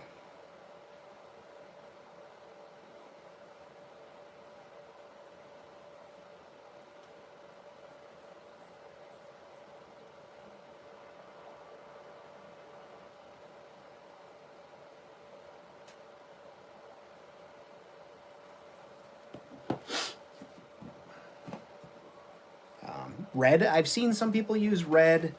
That creates a really warm yellow, and you actually have to put a few more coats of some of these paints over top of it to dampen the red, so it's not like red bleeding through yellow, because just that's how the pigments work. I don't know. I'm not the color scientist. Um,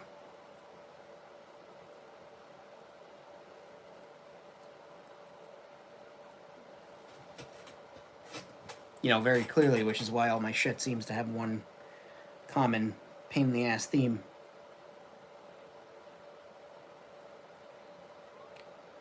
They call him Famine, the world-renowned light and color scientist.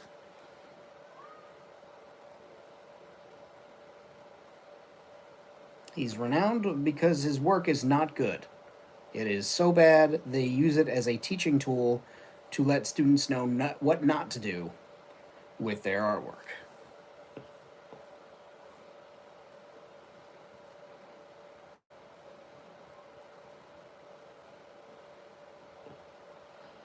Paper idea worked great for me. Look at that.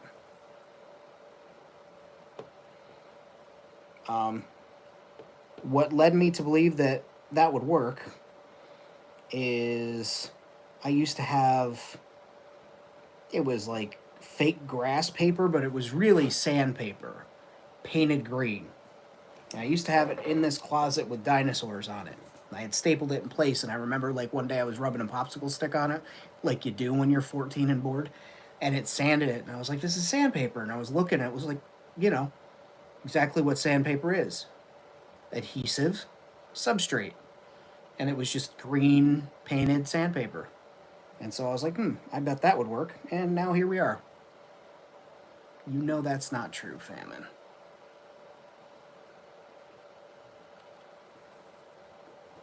What's not true? That they use my work as a example of bad work? That's just me beating myself up. Allegedly.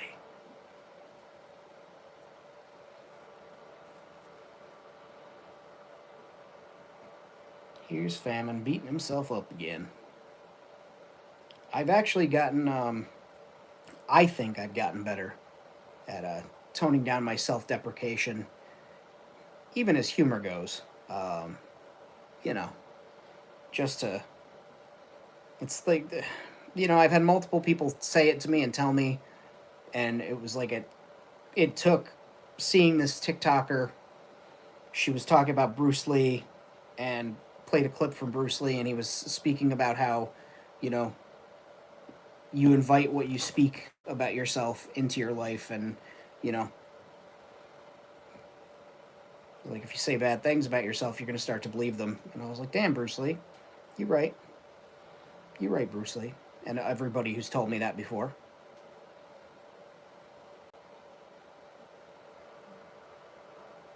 But thank you for saying so. I appreciate that you think my art is amazing.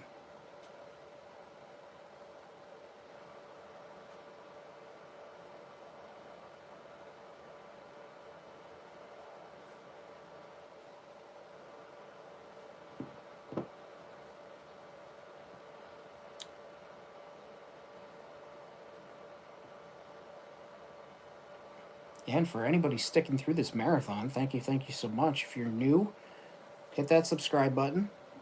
If you want to check out the Patreon or the Ko-Fi, work for my... Yeah. But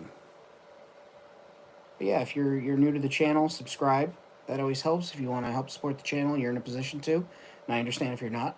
ko-fi.com/Famine Studios X, patreon.com/Famine Studios X. Super chats right here, which again, graciously thank you so much to our friend Red for throwing that $20 super chat on there. It's a great way to help me out, help the channel out, help the dogs. They get a little TREAT out of the deal. They don't know that until I do it, and then they're confused, but they're dogs. I love them. So they get a TREAT. I digress. But, helps keep the lights on, quite literally. You guys helped me get better connection, better, utility here, camera, phone service, internet, all that fun stuff. So,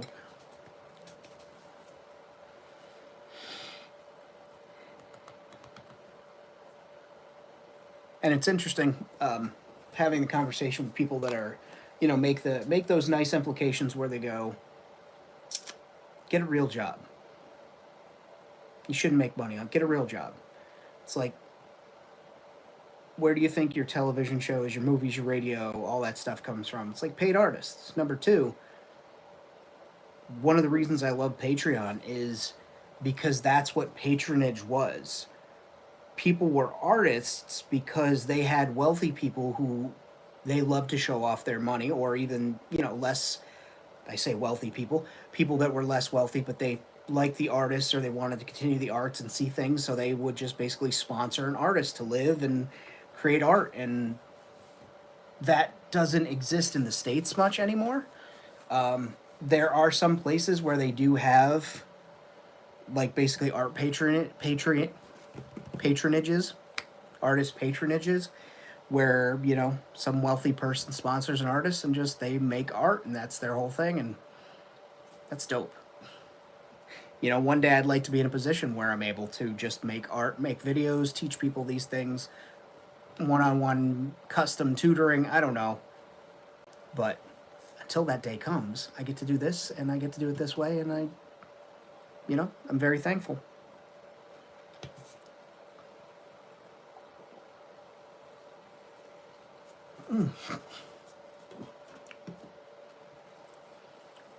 Sorry.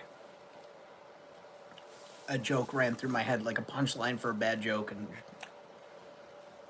sorry. Somebody clip that and make that a reel. Toy YouTuber gets so fed up he vomits juice live on stream. And then I'll for sure get demonetized, because they do not allow that on there. Yeah, I couldn't be an art teacher for many reasons. One is kids. I love my nephews and nieces, don't get me wrong. But kids. Number two, I don't want to go to school to be a teacher. I like to do this. And third, they don't get paid enough. Teachers do not get paid enough. It's embarrassing, the lack of financial support that teachers get. And then parents and people online have the right to complain. There's a whole thing about, like, certain content like that. Sorry for you guys having to see my palm. I'm just putting my charger on here.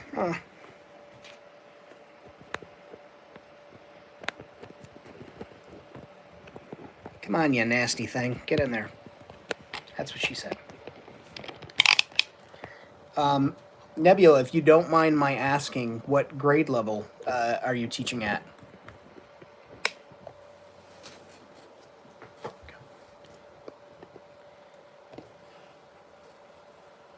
Teachers get the holidays off for personal time.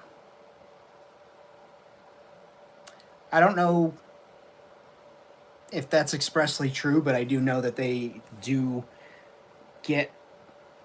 I'm sure that there are some schools that consider fifth grade, so teachers grade 9 to 12. So I'm sure that there are teachers that get, like, that's their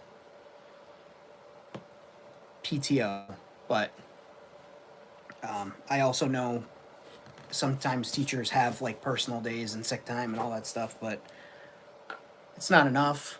It's not. I will gladly have conversations like this.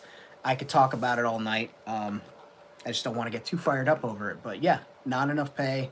The responsibilities are so high, and it's unfair what our teaching structure has done in this country. Just the pay scale is remarkably embarrassing compared to the rest of the world and what teachers are expected to provide, because the school district cuts budgets for educational programs in favor of sports programs, because that's the only way some of their students can get into college. That it's embarrassing. So, pay the goddamn teachers more. Help them out. Help the kids out. August through May. Pay for your time. Summers are not paid time off. Right. Yep. Teachers have to take classes in the summer. Absolutely true. It's not, like I said, it's not fair. It's egregious. It's fucking terrible. I hate it. You know. And then there's the flip side too, is that I've had friends who are highly educated, self business owned, and maintain their own health insurance because you have to in the state that I live in, or you pay fines. And I've had people that are, you know, should be wealthy because they have earned a great degree and are in a high paying position providing an essential service, and that they have to take on a secondary job, usually teaching, to, they have to get a second job as a teacher on top of their regular job. And it's like, wow, a teacher's salary is considered a part-time gig to help pay the bills. Like, that's, teaching shouldn't be a part, like, it could be a part-time option, I'm sure, but that shouldn't be like that's how low they are paid. It's where it's like, well, it's a part-time thing, so I don't mind taking it, that much less money because I'm not vested in it fully. Like, what? No.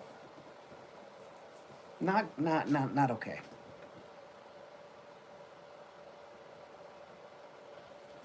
Let's do, I can still kind of tell her wood, but we'll work on that one first. We'll do you in this nasty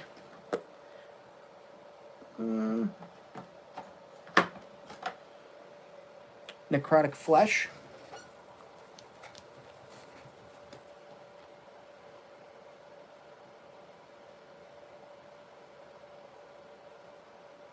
Maybe.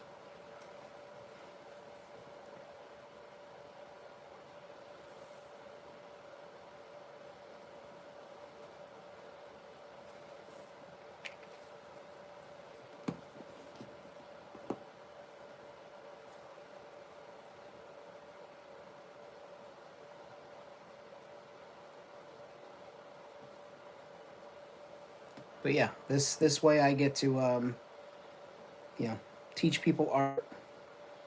And I'll be 1000% honest with you. If you ask me about my favorite painters, I'm going to tell you probably, the same 6 artists that other people are going to tell you that aren't like hyper tight into art, art students that don't know every, Renaissance painter or, whatever. But if you came to me and said, hey, Famine, who are your top 5, model makers, right? Who are your top 5 model makers? Who are your top, 3 or 4 people in the industry that are making artwork for this, that, or the third thing? Who's your favorite concept artist? We could sit and have conversations, and I'd give you names and what it's. And I hope that people are like me, that once they get past that, like, they don't feel like they're not an artist because they can't look at a painting and go, well, that's a Monet, and let me tell you all about Picasso's blue period because this, that, and the third. And it's like, that's a measure for classic art and basic art, I guess. But I don't know that stuff. But that doesn't. I feel like that doesn't discredit me from being able to make artwork and teach people specifically how I make the thing, and my reason why I make it the way I do it. But I couldn't imagine sitting in a classroom with a kid and the kid, having to teach them why art theory works this way because of this, and also here's how we figure out shadows, and we have to do it this way. Like, that's not how I want to teach. That's not the type of stuff I want to teach. So The biggest inspiration for making the art that I do.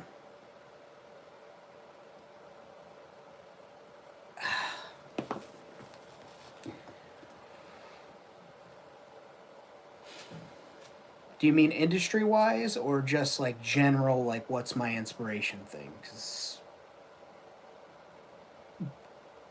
one of the two is more complicated than the other.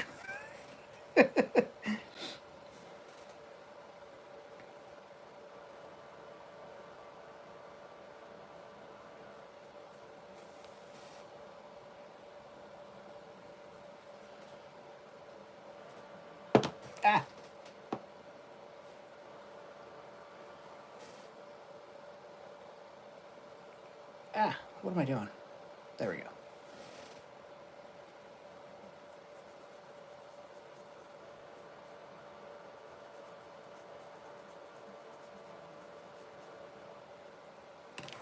Because like I guess I can go over, as far as artists that inspire me, I think I remain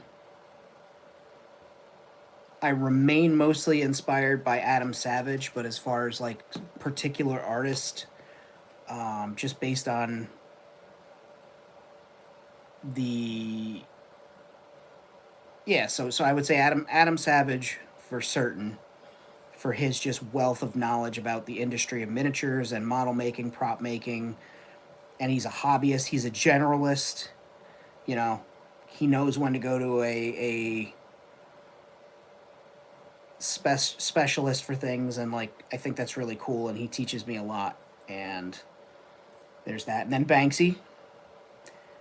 Banksy continues to push messages against injustice, create artwork that gets people talking and makes people have difficult discussions, and also looks dope and inspires people and brings attention to issues. And this is a mental health project for me, right?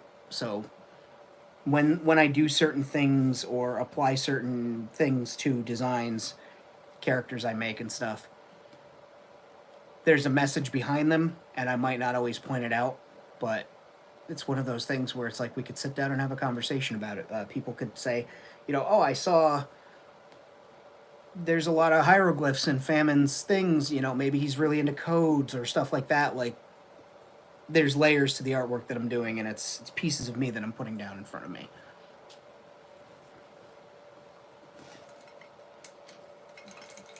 So I hope that answers that question.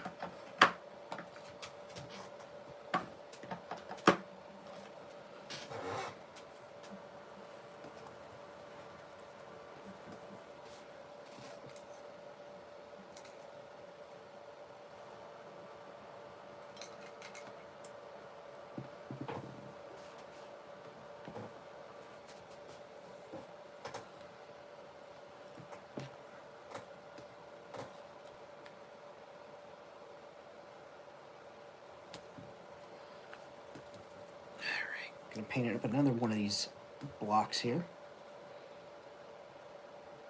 And then I think we'll start doing a little bit, distressing to the yellow eyesore that is distressing to look at.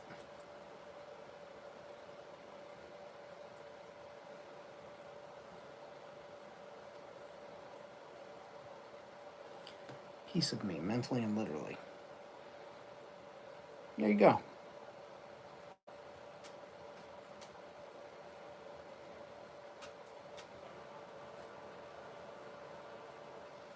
I recognize for me, not everything is like my things for gimmick. Yes, like as I've said, I really don't want to have any plain figures. I want everything to be customized and tweaked and changed to be specifically what I want in there, not, just grabbing a figure off a shelf. And there are a couple in there that I've just got set in for things, but eventually everything will have my,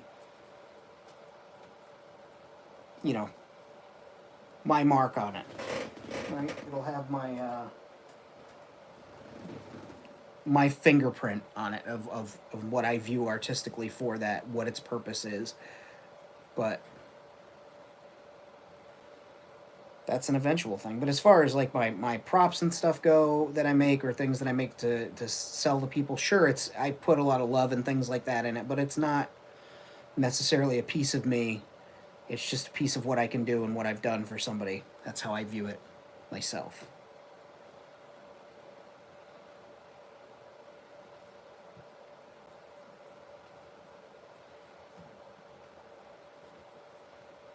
So if I've got, client reaches out and sends me, hey, how much is going to cost me to get 5, TVC stormtroopers, which back you were saying someone offered to buy something for me, I'd probably make them one. Yeah, that's absolutely reasonable. That's kind of where I was going like that. Like if somebody reaches out to me and says, hey, Famine, I want 5 weathered up stormtroopers. I really love the way you weather these stormtroopers up. How much is it going to cost? How do we do this? Um, you know, on the one hand, I could be like, oh, I've got 5 troopers right here that I can send you, but I'd much rather, get the troopers and make them and provide them for somebody. I'd rather do it that way than, the flip side, which is just send them mine, or, send them some pre-mades. If I ever start making products like available, there will be pre-made stuff, but everything I feel like the need, like I feel like no matter what, maybe I'll sign it or graffiti it up or something. Like I bought from Empire Toy Works last month. I got his red bike and this resin cast solid bike. Great look.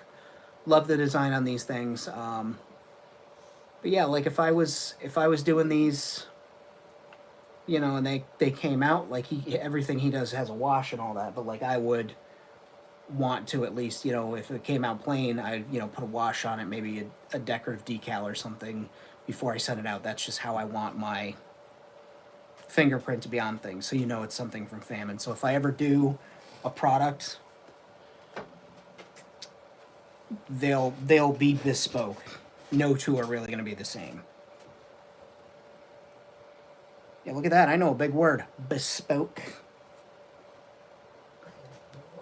I don't know what's wrong with me, dogs.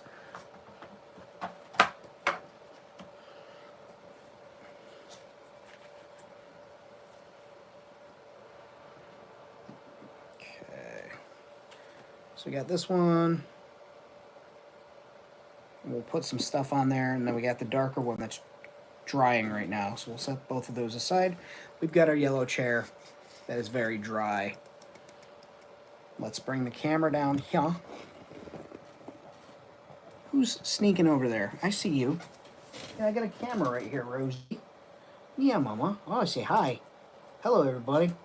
My name is Mama Rosie, and I like FOOD and TREATS's and being the center of attention and having my belly rubbed at all times, and also my ears scratched, and also all the attention paid to me. So thank you. My name is Rosie, and any and all donations can be made directly to me, and I will use it for TREATS's and FOOD, because those are my 2 favorite things, and then I love my boys. Is that a good descriptor, Rosie? Bye, we'll see you later. All right, let's do weathering powders, right? That's what you guys came here for? Famine, I thought this was a live painting session. Well, shut up. And then secondly, shut up again. Chalk pastels, makeup brush. It's got a cat hair on it, what I say. And then I keep a, because I go to use it and can't find it. There it is. X-Acto blade. And I use the blade to kick up some of this chalk. You alright, honey? Bless you.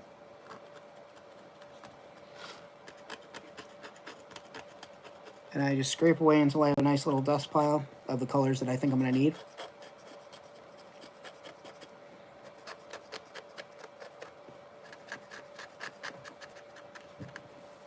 And then we'll get some black too. Or dark charcoal gray. So I guess we'll start with a little brown.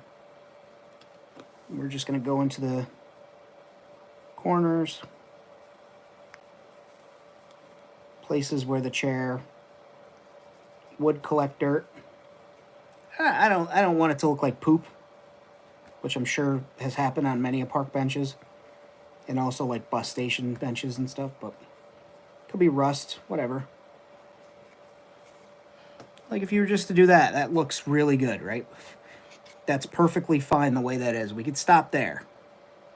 That looks legit. Like, oh, that looks like a used chair, but we'll accelerate that a little bit. We'll go a little bit beyond.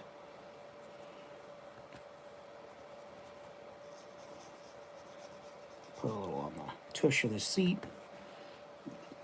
The tush of the seat. I'll never say that again. Jeez, I'm sorry. Never used that word in my life before, and all of a sudden I said it. Alright, so we got some more on there. Now it's starting to look like it's, you know, starting to get grimy, so we'll go to a little bit of a lighter color. We'll mix it with the one next to it.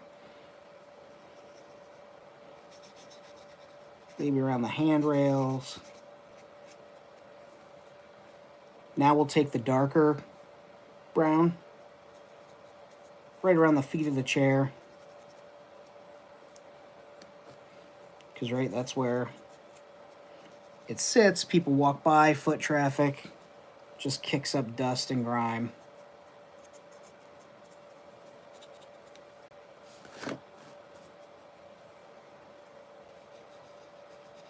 And you'll see I don't often clean the powder out of the brush. I just let it accumulate onto the surface of the product and blend with the colors. I think it helps. Your mileage may vary.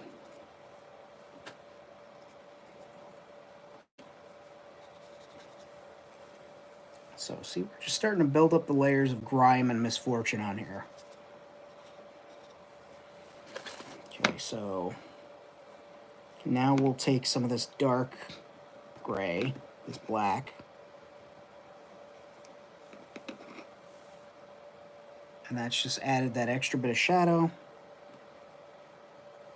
And I just pack that into the creases and spread it around.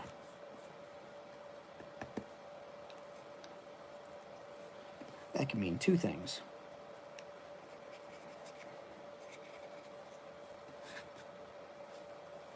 Get a little more orange.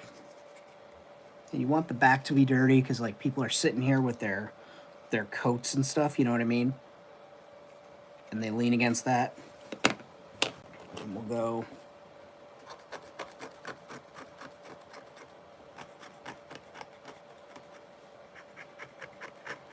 yeah, we'll definitely get some green.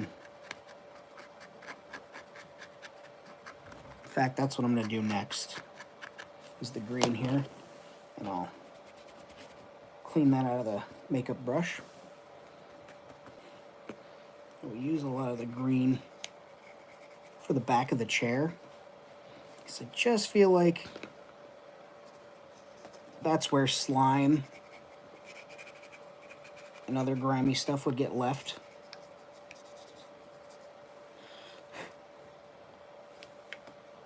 Yeah. Alright, so now we'll go with the orange on the handrest. That's another spot that's really dirty when you go to places. Like, the next time you go and sit in a public chair, you're gonna hate me if you're not, like, germophobic. Because you go to sit down and, like, look at one of these and, like, see where they're worn and where they're dirty. And it makes you not want to touch things.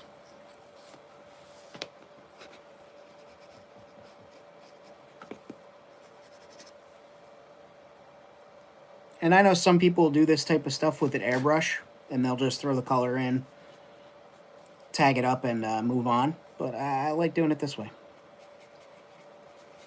Back of the chair where people walk up and touch it.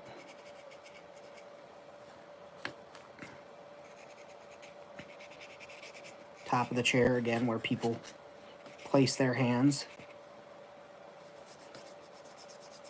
And then I'll just clean the brush off by using the back of the thing. Clean up some of this extra dust, putting it along the bottom there. And we could put some graffiti on there and then call that good. I like that. That looks like a filthy, dirty park bench chair. Or like subway bench.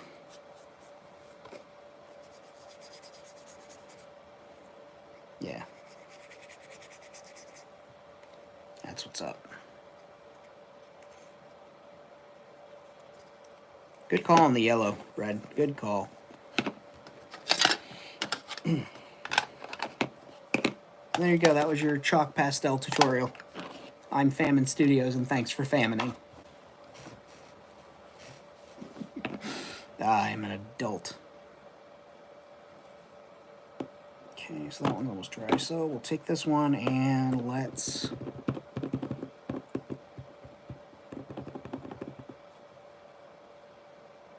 think of what we're going to stick on the side. If we're going to put anything on there, what kind of design?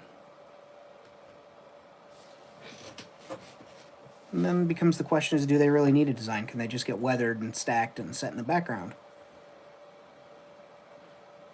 And the answer to that question is yeah, we could do that. God, why didn't you just ask me that in the first place? All right, stop fussing.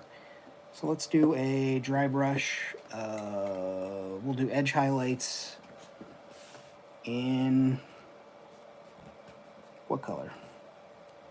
Do we want to do it in the color that we did the other crate in? Try that.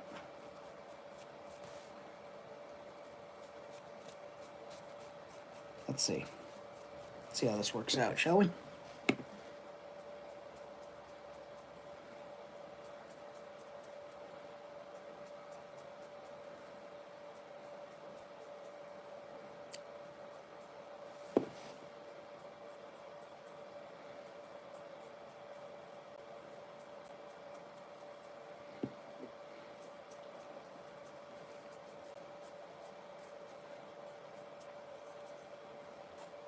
Okay.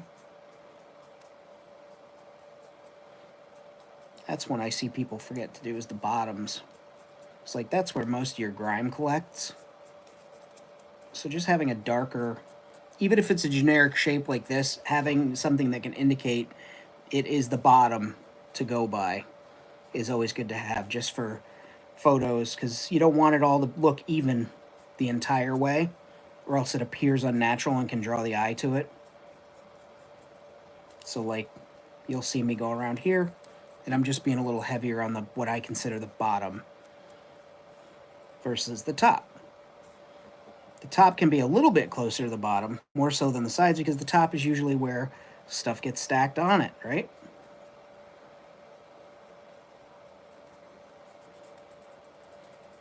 You see me just using my finger and putting color on and smudging it around and stuff. It's just to help feather it, make it feel a little more realistic.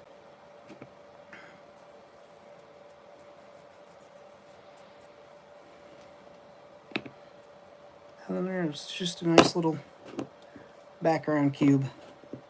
And I'm sure I'll put some stuff on there eventually, you know, have it facing this way and something, but then face this way is just generic.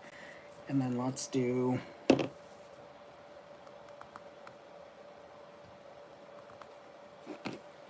some of that.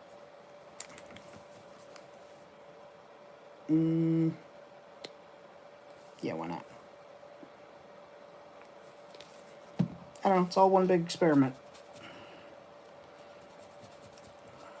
Antique white with the green paintbrush and green paint in the brush. There we go. So we got like an antique green.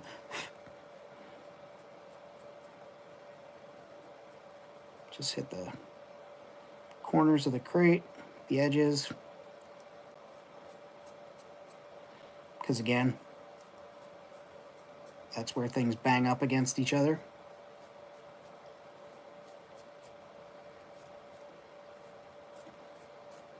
And then just go heavier on the bottom, because that's where that type of stuff would accumulate. It's an accumulative bottom. And the top's just going to have a little bit more wear and tear to it. And now we can just start stacking crates in the background, right? And then I could leave this one.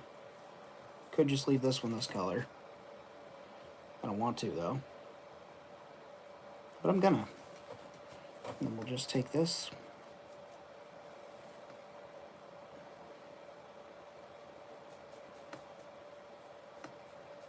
There we go.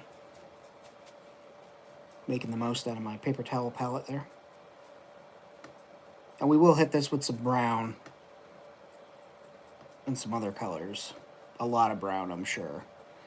But this is just to tie the color set in the green and tans all together.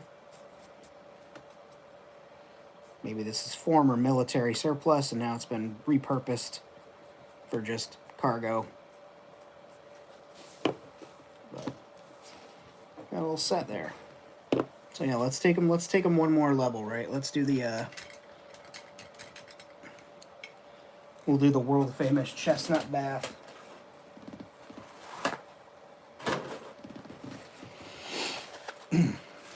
No, we won't do a chestnut bath, but we'll do a burnt umber or maybe a raw sienna. We'll do burnt umber. And this is just Liquitex Basics. And then we'll take a brush with some of that paint water. We'll really sop them up.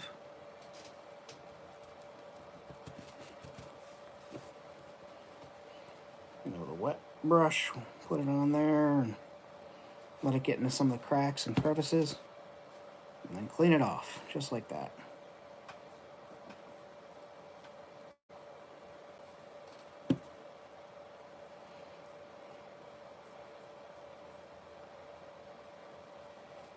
You can just put it on there, make sure that brush stays nice and wet.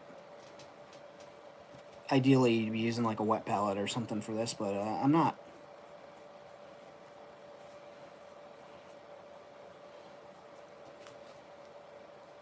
And you just keep wetting that.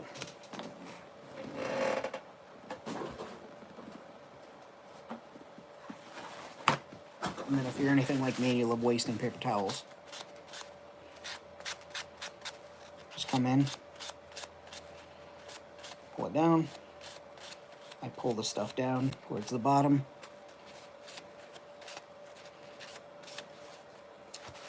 And there. Now it's nice and weathered. That'll fit in the background bigly. And do the same here. Make sure that brush is nice and wet.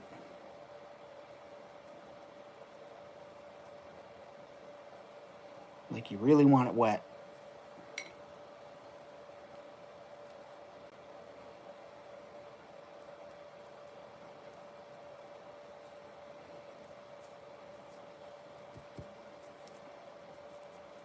Just give it a couple of seconds to get into the places that you want. And then just take your paper towel, wash it off.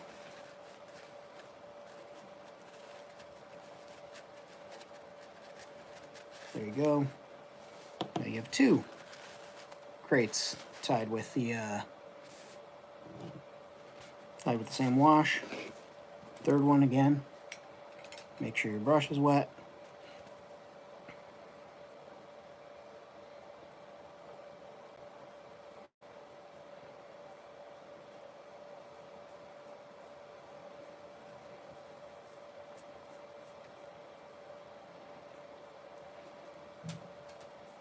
And then it's just that easy. Hi, cow man. What you doing, buddy? Just wipe the sides down. Now it's starting to look like a really shitty camo job, but that's just a dirty crate. Ties in with that. Boom. And like I said, we'll put some, logos on it at some point. But yeah, easy easy breezy, beautiful cover girl. And you know, if you wanted to, you just wet your brush and put it in there. Make a couple of things like that. Spread that around. Yeah. But it's like, what a gross place to sit. It just looks so bad. I love it. That's so industrial and so gross. And then maybe you got your little barbecue grill there. Cook your bantha steak. Put your boom box over here.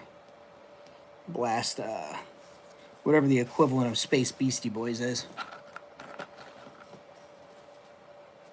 It's too funny.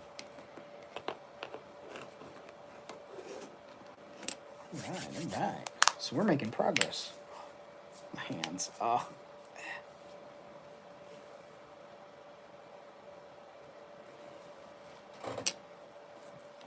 All right, and then this guy got finished up, so you get your little outdoor. That'd be a good set.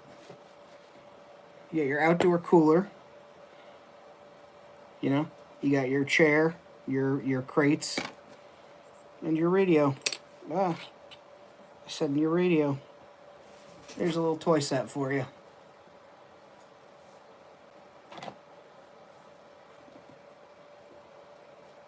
Yeah. You know, you come.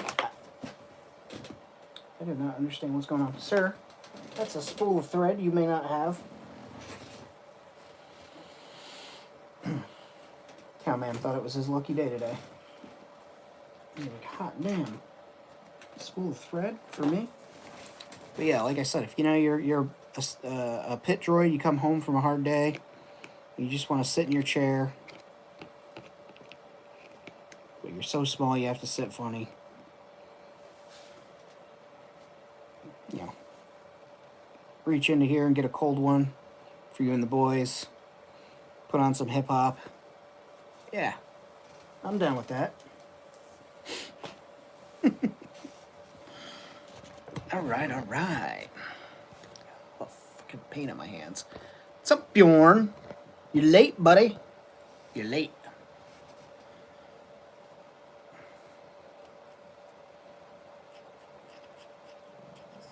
No, don't start with the noise yet. Cowman. He's looking at me like, I'm gonna disrupt your stream. Because I can. So let's do... Nope, that's another gun. Plate mail metal. I'm showing you the camera. Camera's up here now. Plate mail metal. Just a quickie.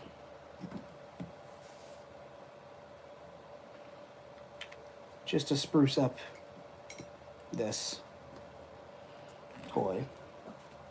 What are you guys doing? Go ahead, Cal. You can go up there. Go on, buddy. Go on, Cal, man. Go on up.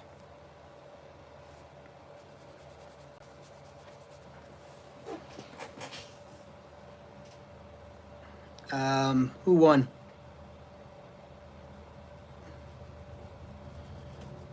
I don't think anybody in here cares about Royal Rumble spoilers, my friend.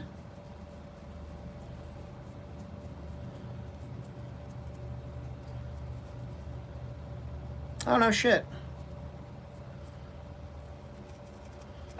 Stop it. Go on up there. They'll let you up. Go ahead, Cowman. Go on. He's mad because they're up there on the bed and he's not. Good boy, Cow. Good girl, Rosie. Thank you for showing him how to get up there. Even though he knows.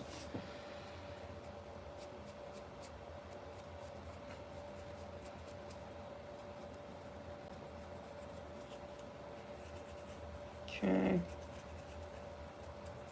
And this dry brush is just to help this pop a little more on camera. See? Some dry brushing just to make it stand out a little bit for pictures.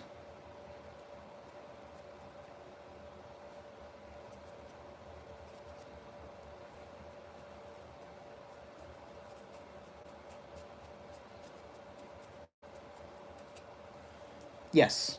Yes, that is.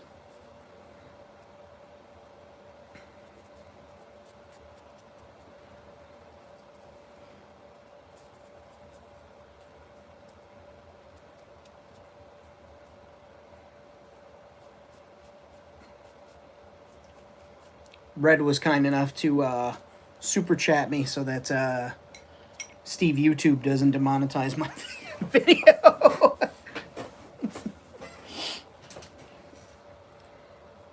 Let's see here. We'll put some color on the buttons. Do it the same way we did it last time. With the markers. We'll just do blue and white, or excuse me, blue and red. Because I like my buttons to have those colors. And we'll do a white one here and there, I guess.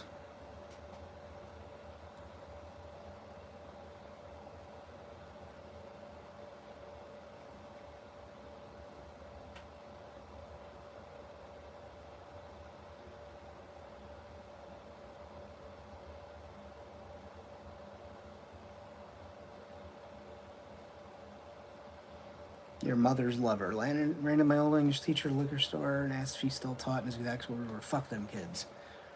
Huh? Makes sense.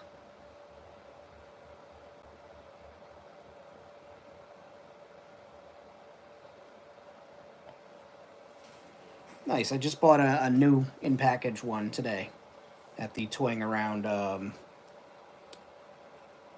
grand reopening.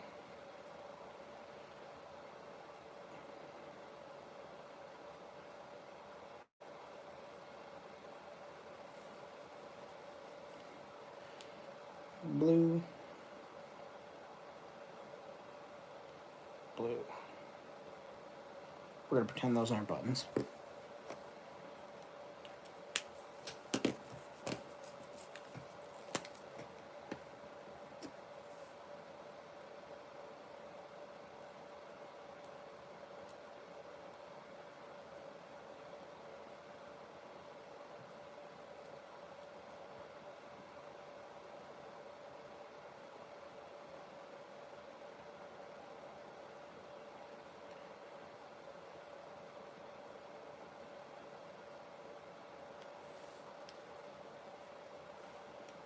Nice.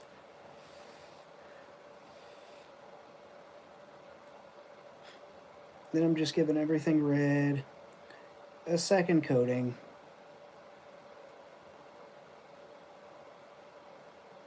Oh! Son of a bee.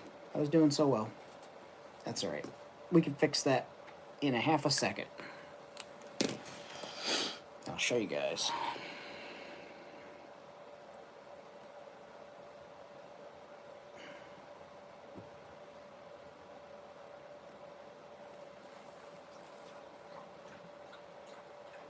Just little things that make it nicer.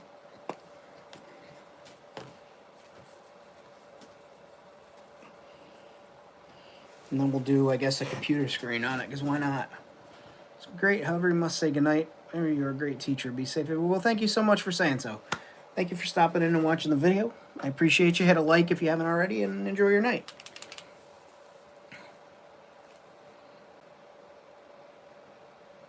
Little titanium white.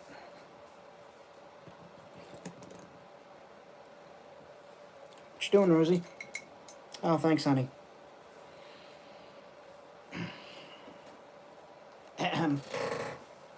Ma'am. I get it.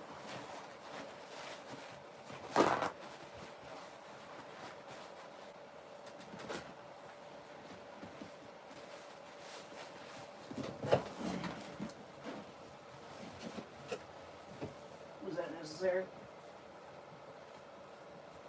Apparently it was.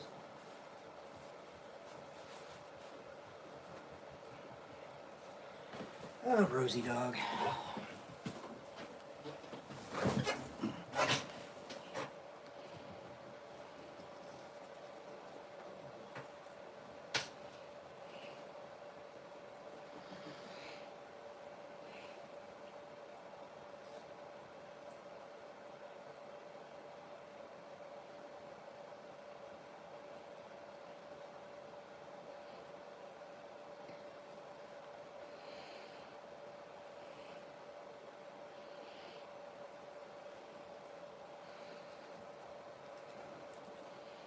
No idea if I'm good at this or not.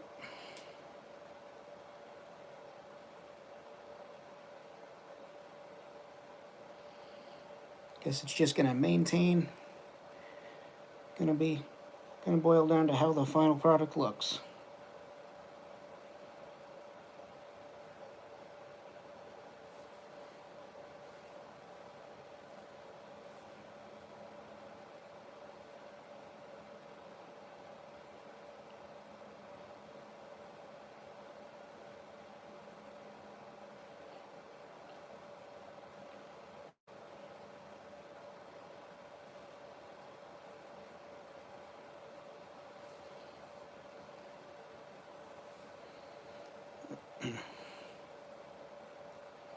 Okay.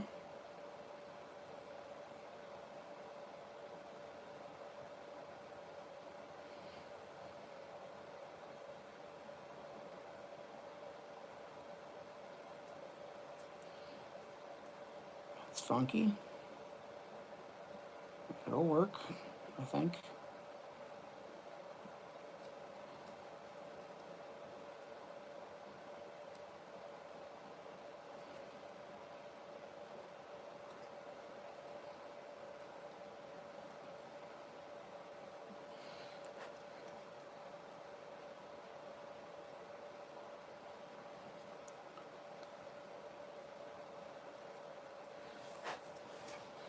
So I got a white coating on there. And then next, we'll do we'll try Disgusting Slime Green.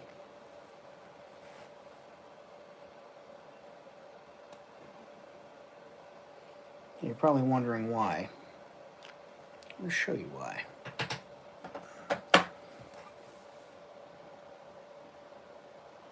So same thing. It's a wet brush with the paint water. Not hyper precious about it. But it's damp. We want the paint to be wet and a little runny. Not too runny. You'll get the point. Like skim milk. That's the texture you want. Skim milk.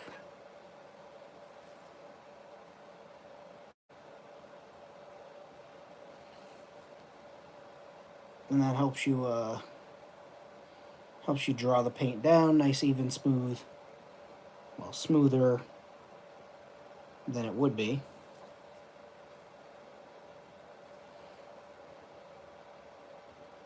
Fresh out of the paint pot.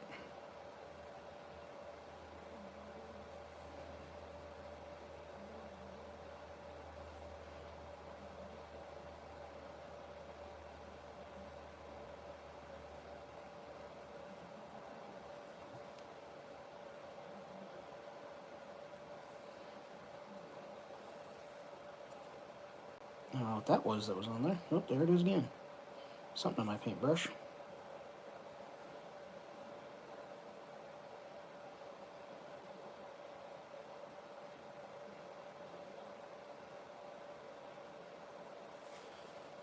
So we got that. Normally I'd say, like, hey, let me do one more coat of that color on there, but I'm not gonna do that this time. We're gonna go right up to the next level.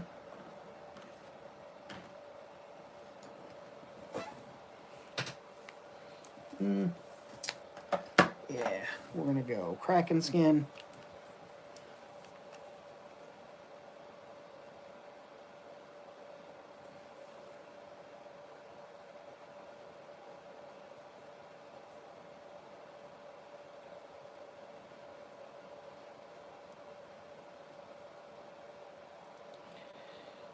Stupid thing is plugged up again, buddy.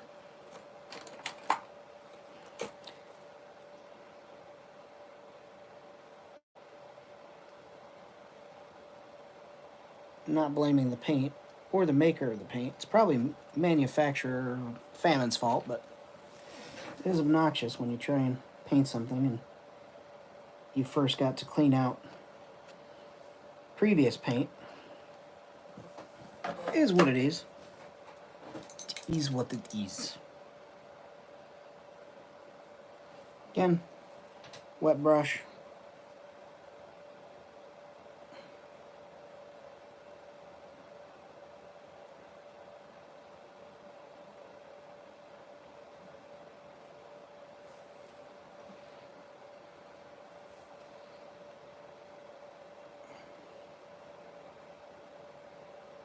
Just pull that paint down.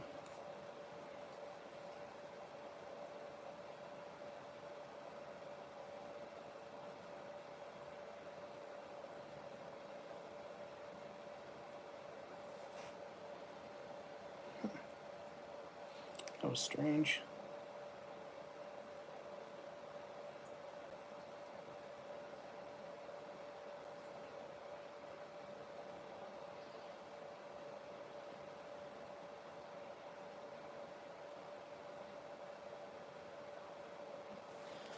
Now you're starting to get a green display. I just put my whole thumb in. So good job for that.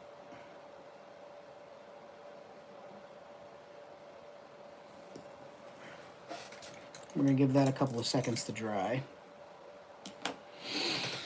While we're waiting on that to dry, we'll use our little hook friend here.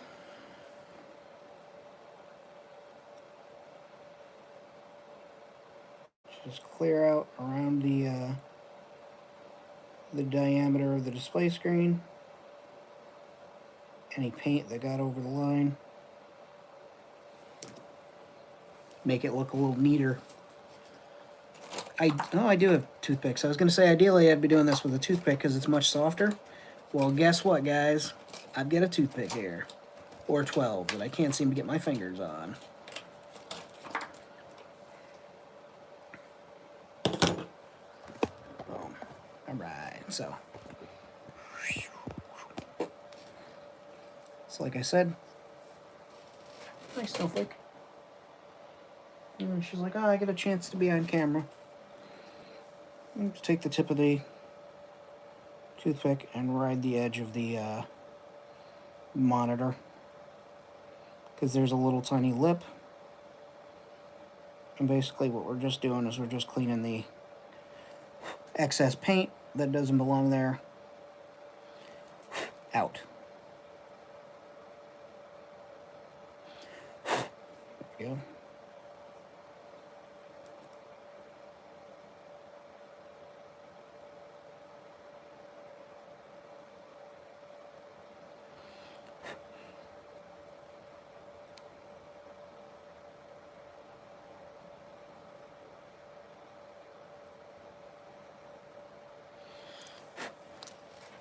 Cool.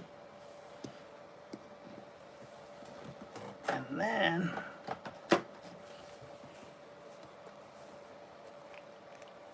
we're going to do this yellow-green, which looks significantly more yellow on camera.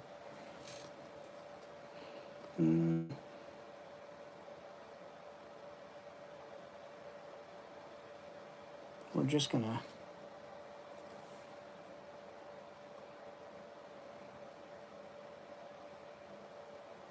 put a little on there till just about halfway.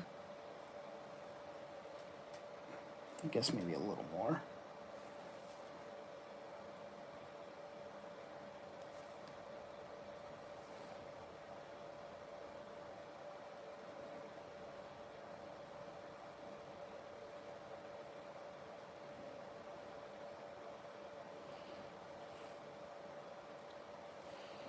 All right.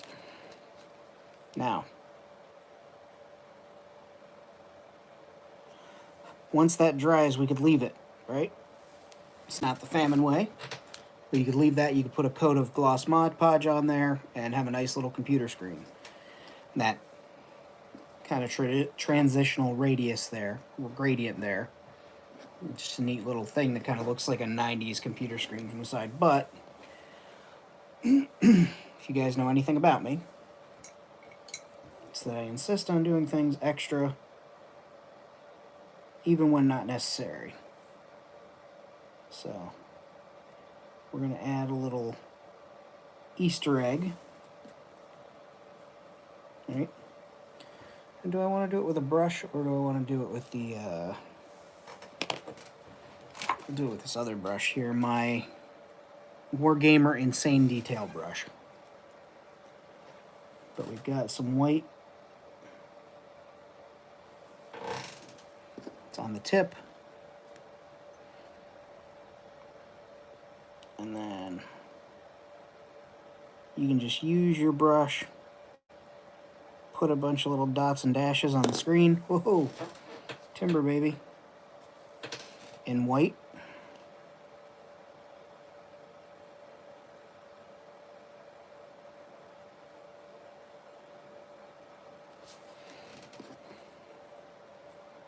And it'll look like code from the Matrix. You just make little falling lines of code on the screen.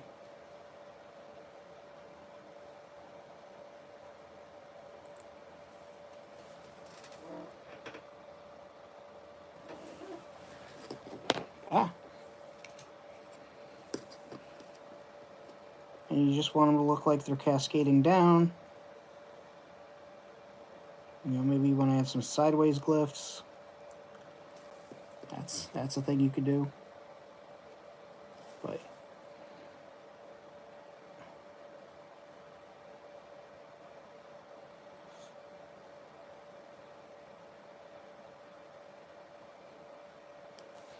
you just keep doing that. Is it showing on camera? I can't tell. But it'll be a nice little nod, nice little Easter egg nod to the Matrix. Oh yeah? What are you doing, baby? Oh yeah? Snowflake has opinions.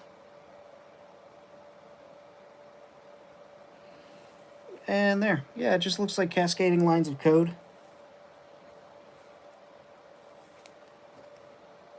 And I will put a coating of Mod Podge over that once it's all done. Clean up that red a little bit. A bit of splash. Good jump, honey.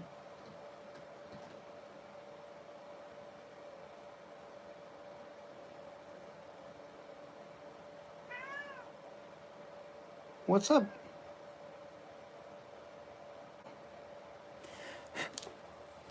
Cool. Yeah, just a little, and I weathered the pipe there. Again, just a little something extra. And we can, you know, since I've already got it out, we can take a little bit of Nuln Oil. Do we want to do Nuln Oil? A little bit of Nuln Oil.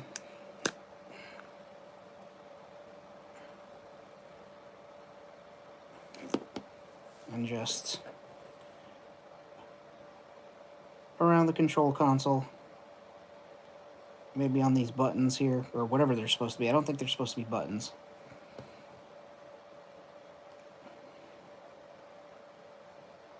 Basically any surface that's not a painted button.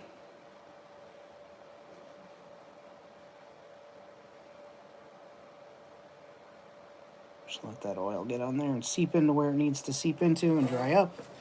And it'll just add a little bit more. And we'll get this side too. In between there, can't forget that.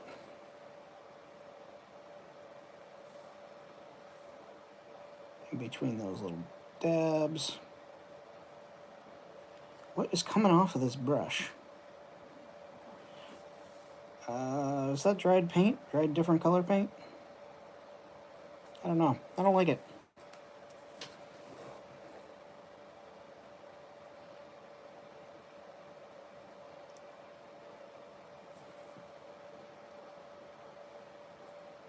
But yeah, let that dry up, and it's just Nuln Oil. It just adds a little bit more detail.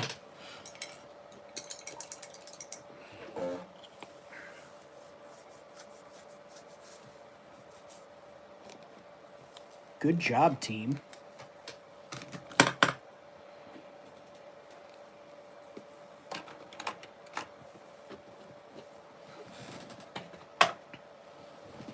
Just put some of these paints away so I don't forget. Leave them out, which I tend to do. Nice shooting, Kobe.